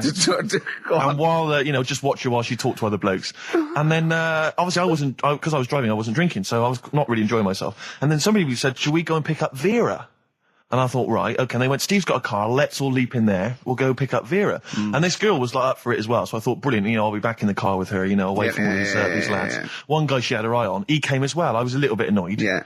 But anyway, he was in the car, so I'm driving down these country lanes, just driving along, and they're directing me, they're saying, go left here, go right. And then suddenly we stop, and one of them goes, just drive into that field, this pitch black field, right? And I'm sort of, well, it is my parents' car. Just drive in the field, Steve. I'm thinking, well, I don't want to, not seem like I'm a hard, cool, crazy kind of guy, because the chick's in the car. So drove the car into the field. They all leapt out, started running off into the darkness, shouting, Vera, Vera, Vera, where are you? So I'm just sort of sat there in the car waiting. Wasn't Vera Lynn, was it? Because she likes to hide in fields. Bizarrely, it wasn't. Right. It was just, I was just left in the car on my own with Billy Ocean, and suddenly, out of the darkness, they come back holding a Vietnamese pot-bellied pig that they had stole from a nearby farm, and they knew that the pig was called Vera because someone knew the farmer or something. Anyway, so they got this pig, so now they're going, I'll put the pig in the back of the car, we'll take it back to the party, it'll be hilarious. I'm thinking, well, I'm not sure I want a pig and all its, piggy crap in the car, right, crammed in there. But they say, yeah, so obviously I'm thinking again, I don't want to look like I'm, a nerd. I'm terrified of that, Rick, ever happened. Yeah. So, you go, hey, bring the pig into the car. Exactly. I'm no nerd. Exactly. Yeah, go on. So now we drive off again. I got this pig kind of squeaking in the back of the car. And, they say, stop again. Let's do some cow tipping. And they do that old thing, about the fact because cows sleep standing up, don't they? So you can push a cow over and stuff. Yeah. So they're having a wild time, hilarious. So this time, now we get to a sort of dead end in the road. And, they say, well, turn around, let's go back to the party. And I'm thinking, fine. Try and do a 3-point turn in this very narrow country lane, right? Get the Volvo estate wedged horizontally across the road. Can't get it out, just can't seem to sort it out. I don't know what, I'm panicking because there's a pig in the car, right? And, local disgruntled farmers, right? People drunk, partying, probably off their head on some kind of weed, Rick. Was it loads of blokes with, pitchforks and flaming torches going, burn him. He's playing with our pig. Exactly that. And so that, I was so terrified that all I could think was they're going to have to send a helicopter to lower a magnet onto the top of the car to lift the car up and put it the right way around. You used to read a lot of comics, didn't you? Yeah. So, do you know what I started doing? What? Crying. Did you really? Yeah. Why? So started crying, just very slightly, started getting upset. And the other guy that the girl fancied, he had to get into the driving seat and sort it out for me by slowly edging forward and backwards. That's the worst bit of the whole story. Yeah, edging slowly back and forwards. He just sorted it out, just slowly worked the car back round, and then we were off. You were just gently weeping. Just gently weeping in the back. The bloke had just taken the bird that you saw from a distance. Exactly. That was basically your wife in your head by then. Oh, yes. Was it? I can't believe it. We were happily married with a pig for a child. Don't joke, that could happen. I know. The pigs come, if you like. Sorry? What? What did you say? What did you say? What did you say? When you do what, Carl? What? What did you say? No, what did you say? Because I don't want to have to go to the radio authority again. What did you say then? Just remember. We are going out live, Carl. Yeah, remember Tom Binns, right? What did you say? What I'm saying is, why were they shouting Vera? Because pigs don't come to the name, do they? Hey? I don't know the ins and outs of pig, have how to lure a pig into your trap. Can I just tell you some very, very interesting things about pigs? Please do. Right. One, everyone knows they have a corkscrew-shaped penis, right? A corkscrew-shaped penis. That's the tail, isn't it? 2, they can't look up. They can't put their head back and look up, right? 3, they can have a 30-minute orgasm. Rick, is it only pigs that have got a corkscrew-shaped penis? No, and landlords. Okay. Very handy. Right. But I was in the there was this woman sat next to me. She was a big fan one. She was crunching on some popcorn. Again, that's a crime. Why they're selling popcorn in cinemas? I don't understand why the noisiest. Regularly. Why the noisiest food in a cinema? Yeah. I don't understand why that's come about. Yeah. Really makes me angry. Yeah. Exactly right. Smoothies. We want smoothies without straws. Exactly. The trailer for that film AI, Artificial Intelligence, came on. Remember that? And the tagline was, David is 11 years old. He weighs 60 pounds. He's 4'6" tall. He has brown hair. His love is real, but he is not. Oh, yeah. And she just went, how old was he again? To her boyfriend. Right?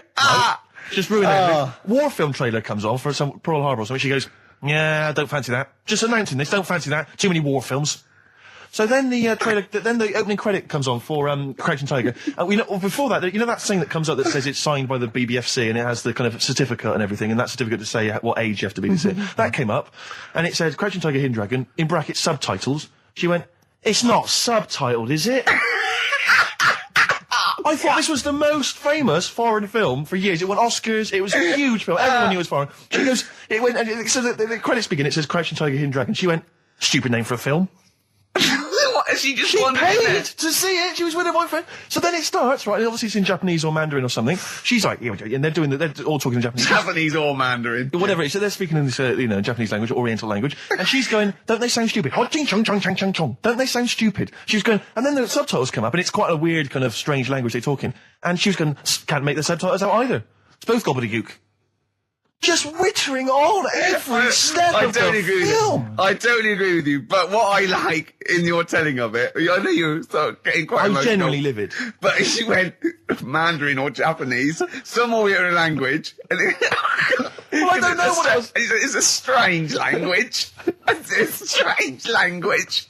Well, anyway. Oh, dear. So then I moved. I climbed over several seats, made a big huff of, make a big show of moving. Yeah. Sat next to a guy on the phone, just chatting on the phone. Oh, I'd have gone mental at that. So now I hate that film. I didn't enjoy it. I don't like seeing it. I don't want to even think of it. The subtitles, isn't it? Well, rubbish. That's why I get videos. Yeah, I should have thought that through, Carl. You're absolutely right. Lamb Chop? Yeah, let's play Lamb Chop. This is brilliant. This is from this CD that came out recently with Uncut magazine. Occasionally they put out some quite interesting free CDs. And this was one that had various covers of Rolling Stones songs. And a lot of them were, quite shoddy, but this was a brilliant, specially done, I think, for the CD. It's Lamb Chop doing a version of quite an obscure Rolling Stones song called Backstreet Girl. It's just beautiful. Let's hear it. Steve, you got any other toilet-related anecdotes? Rick, my life is just full of toilet trauma. Yeah. And Carl, you may not realise this, but a while back I used to host, this is bizarre, I used to host a radio show on the BBC World Service, right? Now, if you want someone who's the voice of integrity, the voice of intelligence, the voice of a nation, you're going to come to me. That's obvious. And I was broadcasting, so now they've got listeners of something like 50, 60 million people around the world. It's mental, the listenership of the World Service. And I used to host this show with someone It's a big place, Steve. The World? Yeah. You're absolutely right. And anyway, so I had to be into Bush House where they broadcast from 10 o'clock every Friday morning to broadcast around the world to 50 million people, right? And one week, I went to the toilet in my house, right? Everyone had left. I got there a bit late. I got up a bit late. Already against me. The clock was already against me. Had to be there at 10 o'clock, broadcast around the world. And we got two toilets in our house, downstairs one, right? And the door had already been a bit dodgy. It was one of those doors where you had to give it a bit of a kick as you went in. It was getting a bit tight. I don't know what the wood was expanding or something. I'm in there. And same thing again happens. No toilet paper. I think, oh God, I'm going to have to somehow kind of make it up. Why don't you check first? I normally do, Rick. It's just on certain occasions when I'm bleary-eyed or something, I forget, or occasionally I forget. Normally I do check. Right. And you've got to bear in mind that it's not like this is happening every week. This is over the course of many years that these incidents have accumulated. So you've condensed them for the purposes of this anecdote. Sure. Yeah. Yes. And great. You're just brilliant to keeping the pace up of an anecdote there, Rick. You've just drawn in. I don't know where I am now. Anyway, I know where I am. I'm trapped in a toilet with no toilet paper. Yeah. That's where I am. And I'm thinking maybe I peel off some of the wallpaper, things like that. But there's nothing I can do. I got to go upstairs. Well, exactly. But I have to go upstairs and find toilet paper. Was there any? There wasn't. There wasn't. Oh. I'll have to go upstairs and maybe find a notepad or something like that. Oh. And so I try the door. Right, the door's wedged. I'm pulling on the door and I can't get the door open. It's just like it won't come open. And it's already, and I knew it was going to come to this at some point. Like, this is like, the clock's ticking. I'm trying to pull the door open, trousers around my ankles again. And I'm thinking, well, what I could do is I could open the window, I suppose, and try and climb out. But not really, because I got the trousers around the ankles. And that's or if it was raining, just stick your ass out, two birds with one stone. Sadly, it was a beautiful day, Rick. I call it the World Bee Day. And so So what I'm thinking is, well, I got my mobile phone in there, luckily, because it's in my pocket. I'm thinking, well, maybe I can phone, I would seriously... Kleenex. Maybe I'll phone the fire brigade. By this point, I mean, just dried. No, it hadn't. It was... Hold on. Was that little puppy not around? Because sometimes you can call that, it's got a little bit wrapped round it. Listen. Or just use the puppy itself. There's 50 million people around the world going to need to hear my voice in 30 minutes. Exactly. And where's Steve? He has not looked in the toilet again, is he? Exactly. Oh, no. So I'm thinking about phoning the fire brigade, and I'm thinking, like, if I do that, it's gonna be the first call that goes straight on the speakerphone. Yeah. For like the entire fire brigade service everywhere. With a butch hero carrying you down over his shoulders with your trousers around your ankles. Exactly. Can I just not pull him up? No, you've got to be taught a lesson. Yeah. But I imagine the idea of phoning up and going, hello there, I'm trapped in a room in my house. Oh yeah, which one is it? Oh, I don't need to know. It's quite small. Is it? Yeah. It's not the toilet, is it? Because we don't want to come and rescue someone who's trapped in the toilet. Which service do you require? Paper? So I think I can't find the fire brigade, the clock's ticking. So then I think one of my housemates is still in the house, but still asleep. So I phone the house number. Right, phone rings and rings and rings for ages. And eventually he answers the phone, right? Gets out of bed, answers the phone, yeah. Hi, it's Steve. All right, what's wrong? What are you doing? What are you doing? All right, yeah. I didn't wake up now. What are you doing?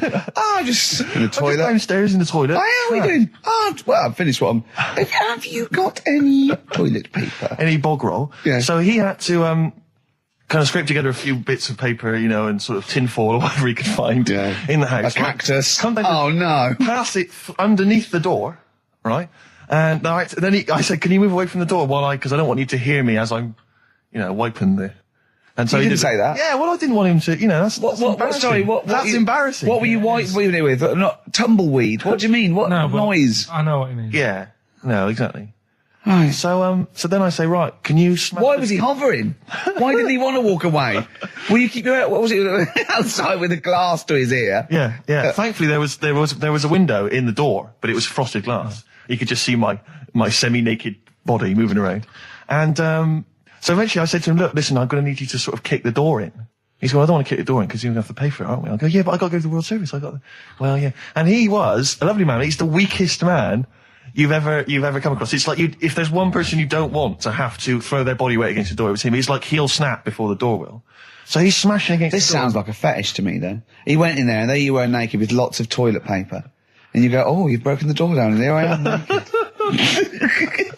Again. Oh, you've rumbled me, Rick. I wish I'd not told that embarrassing story on the radio. Like it wasn't embarrassing enough, you've just got to make it slightly more seedy. Oh, so did he get it down? He did it, yeah, and I got to the World Service with minutes to spare. Oh. And interestingly, I told that story to 50 million people around the world. You're joking. Yeah. Did they understand?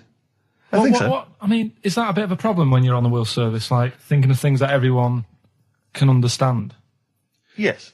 Because you can't. It's a bit like when talking to you, Carl. Yeah, exactly, Carl. I think you're on thin ice there, worrying about people understanding what you're saying. No, but you can't talk about stuff that's on the telly and that, because some people say, well, we haven't even got a telly here.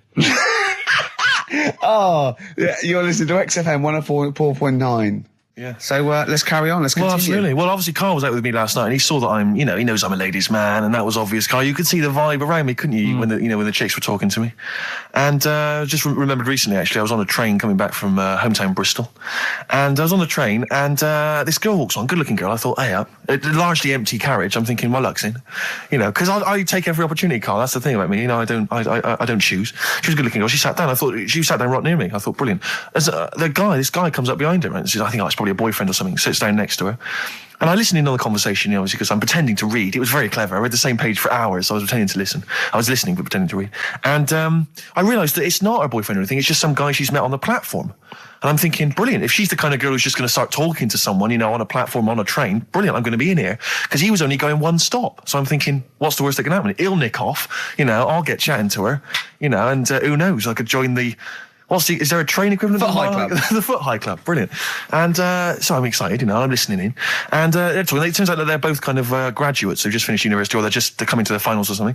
And they're chatting away, and he's making a couple of witticisms, and she's kind of tittering at his jokes. I'm thinking, well, I'll tell you this, if she's laughing at this kind of material, I am going to blow her away, with my kind of anecdotes and wry observations, It was weak stuff, I got to be honest. Really? He was coming out with nothing. He was running on empty, as far as I'm concerned. Yeah. And she was loving it. So I'm thinking, brilliant, I'm going to be right in here. And then they get moving on to higher brow things, and I think she was going to study kind of Marxism or something like that, or communism, something. And she was asking him, as by way of conversation, she was asking him what he knew about Marxism, And he was fumbling for his vague knowledge of it that he had in his life. And I'm just sat there thinking, come on, love, in any given capitalist environment, the proletariat will revolt against their oppression by the bourgeoisie, and after a brief period of socialist rule, emerges as a classist society governed by community cooperation. Well, if that sort of talk wouldn't get a woman hot, I don't know what you'd use then. If Marx and Engels is not going to get a woman sweaty down below, then nothing is. Then my name is You're not just Steve biding your time. Exactly. I'm just going to go in for the kill any minute. Yeah. So anyway, it comes to his stop. Right, he gets up. I'm thinking this is a piece of cake, and he gets off, and off he goes. He walks off, and I'm thinking brilliant. And I thought, I'll wait till the train's pulled away. I'm not going to leap in straight away. No. And he comes back along the carriage, and I'm thinking, hang on a minute. He goes, listen, do you mind if I give you my email address? Oh. Right, and if you want to get in touch, email me. I'm thinking, come on, you loser, get off now. Save your face, please, before it's too much. And she accepts the email address because she obviously doesn't want to hurt his feelings, whatever. I'm thinking, fair enough. She's a good woman. I'm liking her. I'm loving her. I'm thinking that's my kind of girl. So anyway, he gets off. I'm sat there, the train pulls away. I'm thinking, I'll wait a few minutes, I'll just, give it some time. Her phone rings. It's her friend on the phone. And she starts saying, and I was listening in, and she was going, just met a guy on the train. I'm thinking, that's true enough. She goes, he was a good-looking guy. I thought you were having a laugh, love. To be honest.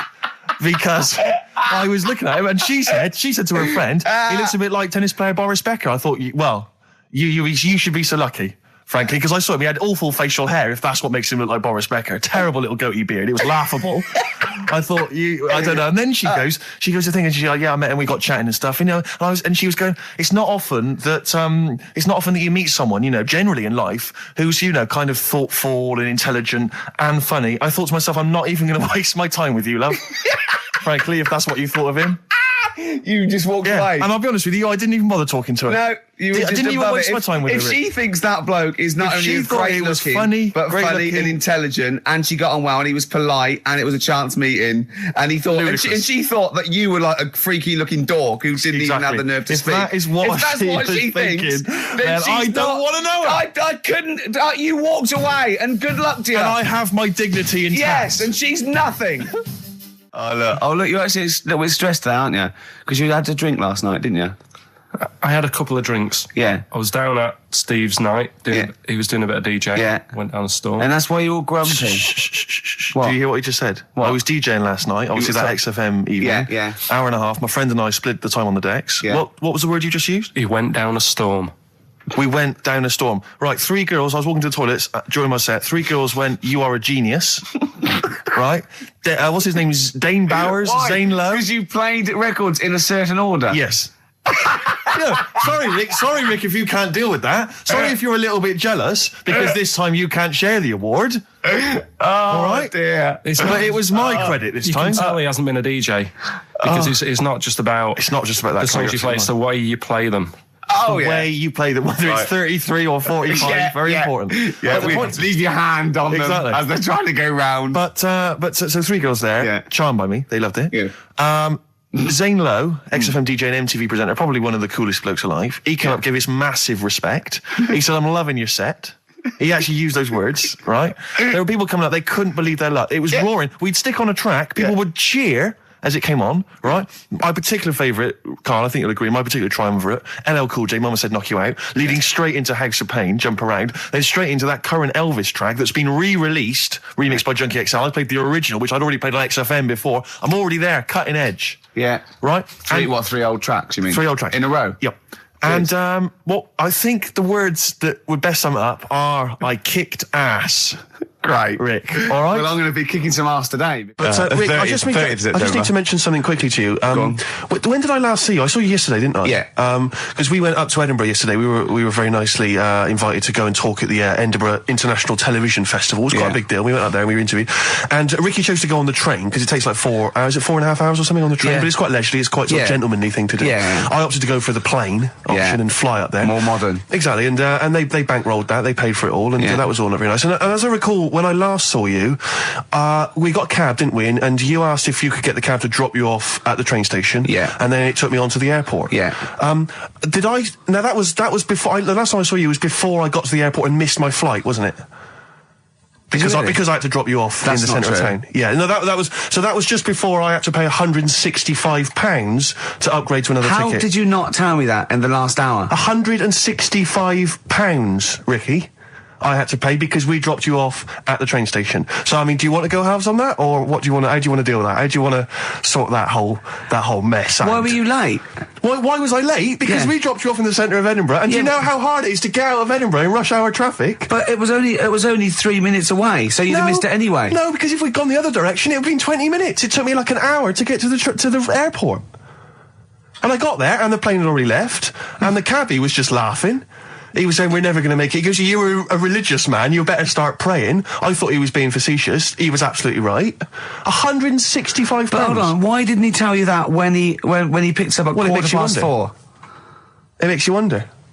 So obviously I'm a little bit annoyed, because you know I'm not a man who likes to sort of spend unnecessarily. But wait, this is not my fault, because you were there when we made that decision. I didn't impose this on you. We both decided that might be. It's both our fault. I mean, it's no one's fault. It's both our fault. That's fair. That's all I wanted to hear. It's both our fault. Therefore, it's both our financial obligation. No. £165. Just split that in half.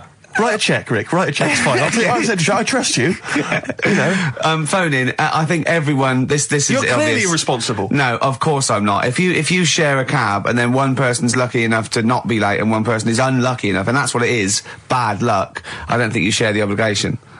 But it's a moral dilemma, this, isn't it? But it's more than that, though, isn't it? Because let's be honest.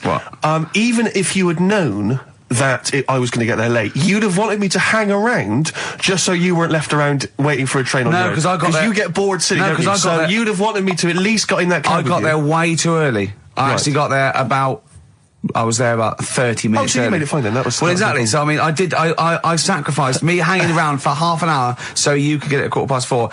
And the other thing is this: you were going to get it at 4:15 anyway. Yeah, but I would, if I'd gone the other direction and not dropped you off in the centre, I would have been there in time. Wow, would we? Well, is that true? Wow. Only God knows. Well, and the cabbie. What I mentioned it to. So, I'll tell you what will cheer you up. I'll tell you what's better than 80 quid. I'll tell you what's better than, shall I? Go on. Music. What, are you paying the whole 165? Listen. Yeah. What about, are you a fan of any of the great English operas? Like, The Pirates of Penzance? Yeah. Gilbert and Sullivan. To me, Gilbert and Sullivan were like probably their day equivalent of like Richard Stilgoe getting together with Tony Slattery. And then 100 years later people go, it's brilliant. It is like, they might as well, I don't know, make any episode of Whose Line Is It Anyway? Right, yeah. Into an opera, and in 200 years' time we're going, that's genius. Yeah. Listen to this one, look, this is Party Quirks. Yeah, Amdram Society staging Worst Step. Because I was in the Pirates of Penzance once in an amateur production. You used to like Whose Line Is It Anyway? I did, that was Although I did watch it when it first came on Channel 4 about 15, 20 years ago. But we did the Pirates of Penzance when I was in an amateur dramatic society in Bristol, the Bristol Operatic Society, Light Operatic Society. I don't know why I was involved, because I can't sing. My audition, I thought, this is how desperate they were for blokes. I swear to God, right, I can't sing, you know. Well, you? Yeah, all right, calm down. And I went in and they said, so what are you going to sing? I went, well, I want to surprise you. They said, do you want a piano accompaniment? I said, no, I don't think so. I went to the back, I swear to God, I went to the back of the room and I just sang, Thumbelina, Thumbelina, tiny little thing. Thumbelina dance, Thumbelina sing. Thumbelina, what's the difference if you're very small? 'Cause when your heart is full of love, you're 6 feet tall. I just did that. And they just looked at me like I was the weirdest freak they'd ever had. Immediately put me in the chorus, because that was how desperate they were for blokes. We staged it, we rehearsed it. I couldn't remember the lyrics. Thank God you were doing Thumbelina. Yeah. Oh, but dear. I couldn't remember the lyrics. What was it for? Was it Gilbert and Sullivan? It was the Pirates of Penzance. There weren't enough blokes, right? So that we had to double up. So some of the pirates had to double up as the policemen who were chasing the pirates. A little bit problematic in the scene when the policemen and the pirates have a fight. That was a little bit tricky. And the worst things, there's this sequence where, like, the daughters of the Major General all kind of like, oh, beautiful, something like, oh, beautiful little girls are we, la la la la la la la. And the women they must have all been over 40. I mean, real kind of toothless crones creeping around in their 90s. Is it the sort of women that buy one of those sort of porcelain dolls from the TV and go, look, I've had a baby. It's not a real baby. It is a real baby. I'm going to stab you. Yeah. One of those. Exactly. It's the sort of women that you'd see maybe on TV's Bargain Hunt. The kind of contestants you get on there. Those are women who sort of, they're in Amdram and they think they've clung on to their looks, but they have never made it in the guy who was playing there's a guy who's supposed to be an 18-year-old prince, an 18-year-old pirate, the Pirate King. He must have been 40 a day. He also directed the show, though, so he got to prance around in these thigh-high boots. Ludicrous. It was so embarrassing. It was shameful, really. I'd love to go to Amdram. Amdram is a whole other world. It's such an incredible place, because there's so much backbiting and envy and... Really? Oh, it's incredible. It's worse than the real world of theatre and TV. It's unbelievable. Because the same old people get to do it every year because they can hold a note. Can we go along? You would absolutely adore it, Gervais. It is film it, a secret camera. Is it true? Talking about when his dad said that, and then you told me something that I find amazing. Oh, the thing is, it's Christmas. Obviously, I've got to go back to Bristol. I love seeing my family. Well, yeah, I do. But it means I see my grandparents, who are, brilliant people. I mean, lovely people, but mental. I mean, utterly mental. And they've taken now there must be sort of 80 apiece. And it is quite an old age, but they're fairly good health, relatively speaking. And they just spend their time in bed. I mean, that's all they do, that's their profession. They've retired to go to bed. And they spend all the time in bed. I tell you what they're like. They're like that old guy, they're like all that old family in Charlie and the Chocolate Factory. Oh, yeah. Remember, none of them had got up for like 25 years. Yeah. And you said that they go to bed and they go to sleep, but then when they wake up, what they do is put an extra pillow, so they're slightly more upright, and that's them in the day in bed. That's the daytime thing. But they get up and cook and stuff. What they do is they've got about 6 teeth between them. I mean, my grandmother needs false teeth, but refuses to go and have the old ones extracted and the false teeth fitted. So she's working with about 3 or 4 teeth. Oh. My grandfather had false teeth given to him during the war. Wooden ones? Well, it was plastic teeth on a wooden pallet, right, that sits at the top of the mouth. He's still got the wooden pallet, but most of the teeth have come off. So there's about 4 teeth left, 4 false teeth. He's got a set of false teeth that make him look like he needs false teeth. I mean, that's pretty bizarre. So the problem is that they have to get up. They get up about 7 in the morning to put on, say, some beef or lamb, whichever they're going to cook. They put it on at 6 in the morning, 7 in the morning, so that by the time they eat it at 6 at night, they can use the phrase, this is what a good meal is for my grandparents, if they can use the phrase, oh, that's lovely, you could suck it away. You could suck it away. Who wants that from a roast dinner? You may as well blend it up and serve it as a broth. I don't want that phrase coming from old people without teeth. No, indeed. Because it must remind you of your rent boy days. Exactly. It brings it all flooding back. Oh, God. Flooding's the word. Exactly. Should we play a record before we get really disgusting about your grandparents and blowjobs? That is the worst thing we've said the word blowjob far too many times today. And in the same sentence as I can't believe. Anyway. And it's Christmas. Yeah. Oh. Did I ever tell you about the time that my father, when I was younger, we went on holiday, my dad he bought a little boat, little sort of wooden boat, like a 3-seater, and he and a friend of his went out with me in the boat. I was maybe 12 or 13. Went out and we sort of went, I think we were we had the little motor, outboard motor, chugging out. We just thought, we thought this was real seafaring stuff. Brilliant. We'd lost sight of the beach because we'd gone round a corner of like a mountain, or like a cliff. And so we were just round the corner, and there was this boy, just floating in the water. Not a boy, but like a boy. And, very tricky to explain that on the radio. It's the same word, isn't it? Boy, a boy, and a boy. Yeah. And so we float past that and we're just chugging along. The motor conks out. Oh, I can't believe it. We have to row back in. So they're rowing away. I'm just sat there. And we noticed that every time we sort of think we've got past this boy, it just seems to be back where it started again. And we realised that the tide is taking us but not taking us out, taking us towards these rocks. And we've just got ravaged rocks. And we were a bit pretty scared because I can't swim very well. Or I couldn't at the time. I think when my dad had maybe bought, he didn't, I'll be honest with you, I inherited a lot of things from him. One of which was his carefulness with money. just the one life jacket. How deep was the water? Which I seem to remember he tore off my back and put on himself. So the water's pretty down. I'm not saying we would have necessarily died, but it was pretty scary because the boat, we were going to crash into these rocks and stuff. It was getting pretty unnerving. And so they're sort of rowing like mad, trying to we're just not making any progress. And we're beginning to think that this might be the end. And this boat, this kind of ferry boat, comes chugging by doing tours. Ching, ching, ching, ching, ching. And it comes by, and my dad goes, oh, wow. We were going, brilliant, they can help us. They'll throw us a rope, they'll tow us back in. He was going, you've got to be careful, hang on, because according to the laws of the sea, if he rescues us, Steve, he can claim my boat. The laws of the sea mean he can claim my boat as salvage. I love the idea of that's like a reward. doing that. But The laws of the sea. what I like is, his 12-year-old son might die, he's thinking about the boat. I know, but also, the other thing, of course, is that I like the idea of this ferrymaster going, Yeah. the boat be mine now, or take your son. Yeah. Let me think about it. I need a new bed. That'll be just right. King size. Oh dear, that's lovely.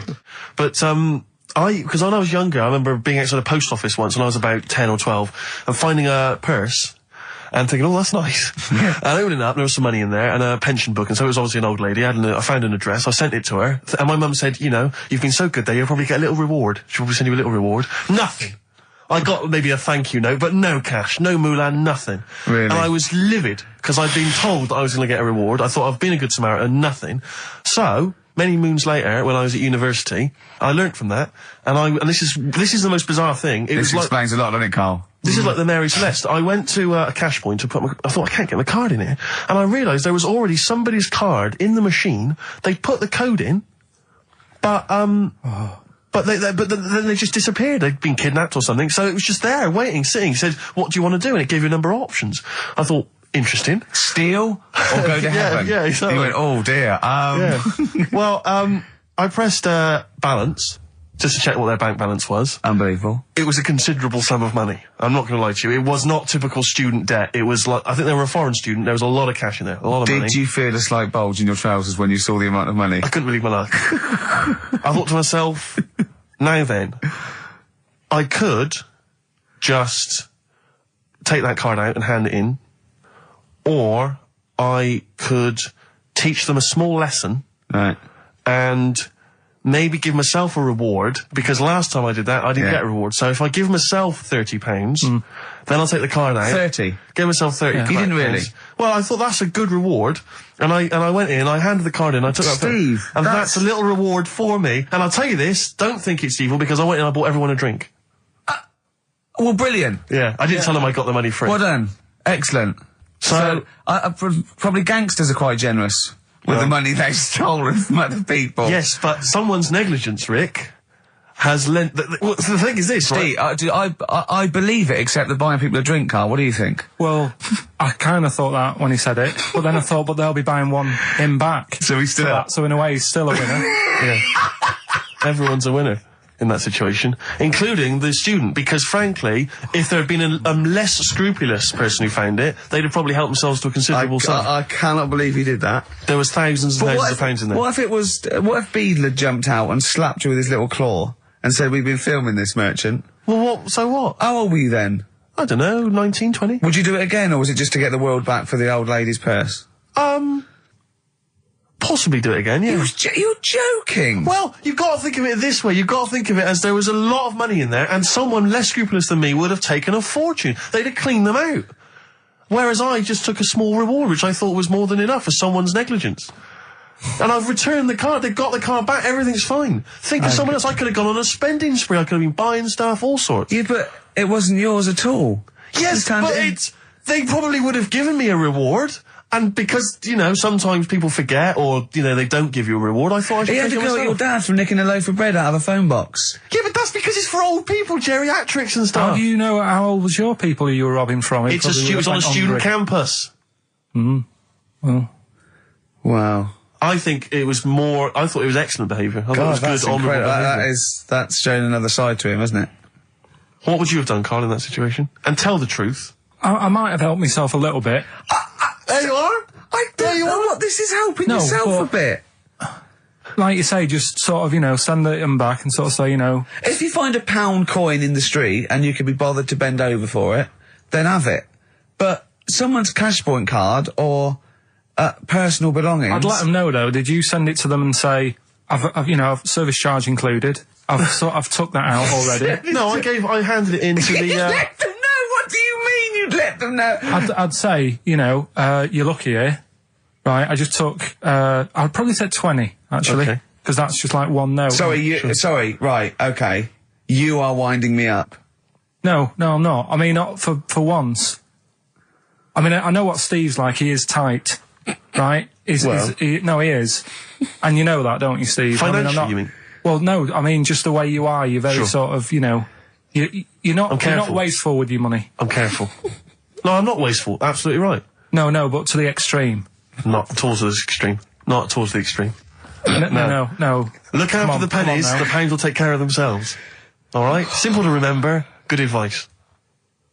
Yeah, all right? But the thing is, right, I know that I take the mickey out of you for, like, the way you look and stuff. Sure. Right? Well, I'm right back at you. But the thing is, you can't help that. Absolutely. But I'll tell you something that women don't like. Sure. And it's fellas who are tight with the money. Sure. I'm not frugal with money with ladies. I'm frugal with money with you. Well, I've got no reason to splash money out on you. I've never seen you splash money out. Well, you've never been out with me. Steve, have you ever splashed out on a lady? No, but I hope to one day. The right lady. Play a record. Sorry, just suddenly struck me something. I don't know if I mentioned it before. You mentioned that you tried to catch your guy out when you came back once. You opened the door really quickly to see what he was up to. Did I ever tell you when I was at university? Now, I'm very tall and I've got enormous feet. Size 14. Size 14 shoes. And when I was at university, everyone, it seemed to me, was wearing Dr. Martens. It was like you had to wear a pair of Dr. Martens. It was kind of the rule. Dr. Martens was big for you. Yeah, so that's a big pair of Dr. Martens. That's where the myth of the old woman who lived in a shoe, I think. I know. People with my size shoes. Anyway, I just literally kind of moved to university. I'd been there for literally a couple of months. And obviously in that first period, you're quite keen to kind of, reinvent yourself, strike yourself, try and give an impression of perhaps being quite sophisticated, worldly, cool, all those things that, you've left behind all your childhood friends, so you're trying to, develop something. But you didn't bother, you didn't? What, sorry? You didn't bother? No, I was working hard on it, and I was kind of, I was doing alright, and I had a tie-dye shirt, I was looking good. And, so I was trying, working hard to try and seem kind of cool and not freakish. And I came back from studies once, and I came in, and there was a little old cleaning lady that kind of would always come in every day and clean up our halls of residence. And I came back, and my door of my room was open, and there was like a little huddle of people just peering in, right? And I thought, this is odd, that my door's open and I'm not in there, and there's people staring in the door. And I looked in, and the little cleaning lady had my Dr. Martens on and was clumping around. Making them all laugh. Making them all laugh, doing an impression of me. That's amazing. Imagine that. Imagine the psychological scars that has. I know that she's more popular than you. Yeah, exactly. And they go, come on, Maud, let's go to the JCR. Exactly. And they carry her down. They go, drink. And she goes to, Steve, you better have that spotless by the time I come back. You go, all right, I will. All right. But what I like is the fact that I'm sure that's not part of the cleaner's code. The cleaner's code is you don't have the keys to everyone's room so you can go through their belongings and play practical jokes. I mean, surely it's a kind of, there's a trust. She must have looked like a wall bracket with that. I went bowling with him once the first time, and we went bowling at this place. Where was it? I mean, Finsbury Park. And I'd never been before. And he goes, you got to wear special shoes. I went, all right. He went, so. He goes, have you got size 14? And she went, yeah, I've got one pair. And she put them on the table, and they look like crusty. Honestly, honestly, it looked like, it was, I just started laughing, because they're so long and thin anyway, and they're multicoloured, aren't they? They're two colours, and it looked like Krusty the Clown's feet. And then this teacher went, all right. 14, that is big, isn't it? It is a huge size shoe, you're right, yeah. And it was just the one cleaner in them. Just the one, sadly. She did have loads of kids eventually and brought them up in there. I wanted to buy a laptop computer, and everyone said, go up Tottenham Court Road, and I was reading magazines and stuff. They were saying haggle, make sure you haggle, make sure you're planning to haggle, get the best deal you can. And I found a shop which was selling the computer I wanted, and I went in there, and I had this whole plan in my mind of what was going to happen. He was going to say, it's worth this. I'm going to go, well, look, I can get it cheaper here. I want to buy it from you. I'm going to haggle, and off I went. So I went in the shop, and I said, yeah, looking for this, interested in this Toshiba. How much is it? He went, it's 1,500 quid. I went, sure. Okay. I said, I'll give you 1,300. He went, it's 1,500. And I said, sure, but I'm willing to give you 1,300. He went 1,500. And I was done already because he hadn't even begun to haggle. And I was assuming he'd at least go 1,400 and we could start, but nothing. So now I was screwed. My whole plan went out the window. Yeah. What did you do? Just leave? No, I said to him, the thing is, I can get this computer cheaper down the road, but, I like what you're providing here. I like your service. I've had good stuff about you. And it was amazing. I said, I've heard good stuff about you. And he went, I said, seriously, I can walk down the street, I can buy it there for cheap, for like 1,400. And he went, well, see you later then. And I was like, right. So I walked out the place. I said, well, I'm going to have to leave then. And I walked out the place, and of course I wanted to get it from there because it was still the cheapest, so I had to walk back in again. I went, yeah. I've just had some second thoughts. Listen, I'll tell you what, I'll pay the 1,500. Can I get a free carry case? He went, the carry case is free anyway. I said, I'll take it. The carry case is free I got anyway. nothing. No, but how much would you charge for that if it was on sale? Carry case a tenner. Well, let's just say it is a tenner. Give it to me for free. And he went, no, it's a tenner. And you went, well, you said it was free a minute. Yeah. It's just pathetic. That is lovely. It's having to walk out making a big statement and then come back in again. Oh. That was the record before us, and here we are, pre-recorded, because we did this a few weeks ago, because we're not here at the moment, are we? We're away in that. I'm Ricky Gervais, with me Stephen Merchant. Hello there. And Karl Pilkington. He's not actually with us. No. He'll be in some of the best of clips that will be coming up shortly. Yeah, this is just us, isn't it? This is just us. We did this, when did we do this, Rick? A couple of weeks back. Hold on, what is it? It's the 27th today. Yeah. I enjoyed Christmas. I loved Christmas. I loved Christmas. I had a great time. What'd you get? Loads of presents. So did and I. I'm glad they made it to number one. Oh, I'm really glad. Stroke, he, she. Yeah, I'm really glad that the pop idols, Cliff Richard, Westlife, made it to number one. Bo Selector. Yeah, just delete that. Yeah. Okay, well, we're going to play some of the best of, some of the greatest moments of the last 3 weeks. Yeah. Ever heard on XFM 104.9. What about this? Do you remember this one? Oh, which one is it? All right, so here's the first bit. When we were talking to Karl in the week, the thing we're talking to Karl is that you come up with something that's sort of like, quite innocent, and he goes, well, once, right? And you realise that it's comedy dynamite. Yeah. He doesn't know it, but we want to go save it. And he let out, you were filling in a form, weren't you? It was all like your girlfriend thinking you're a div. And it's happened before, isn't it? Because she came home and you'd filled out a form to get a job once, hadn't you? Yeah. What was that for? Granada Telly. And on it... Well, let Karl explain. Yeah. You see, this is what annoys me with job applications, because rather than just saying, do you want the job and what can you bring to this business? Yeah. Do you want the job is a good one. Because the thing is... That's sort of the one for the boys. No, listen, right? Because if they say no, I don't think they want the job. Yeah, but listen. Go on. I mean, I presume with what you do, you have to take people on and stuff. Well, in a fight, you mean? You know what I mean?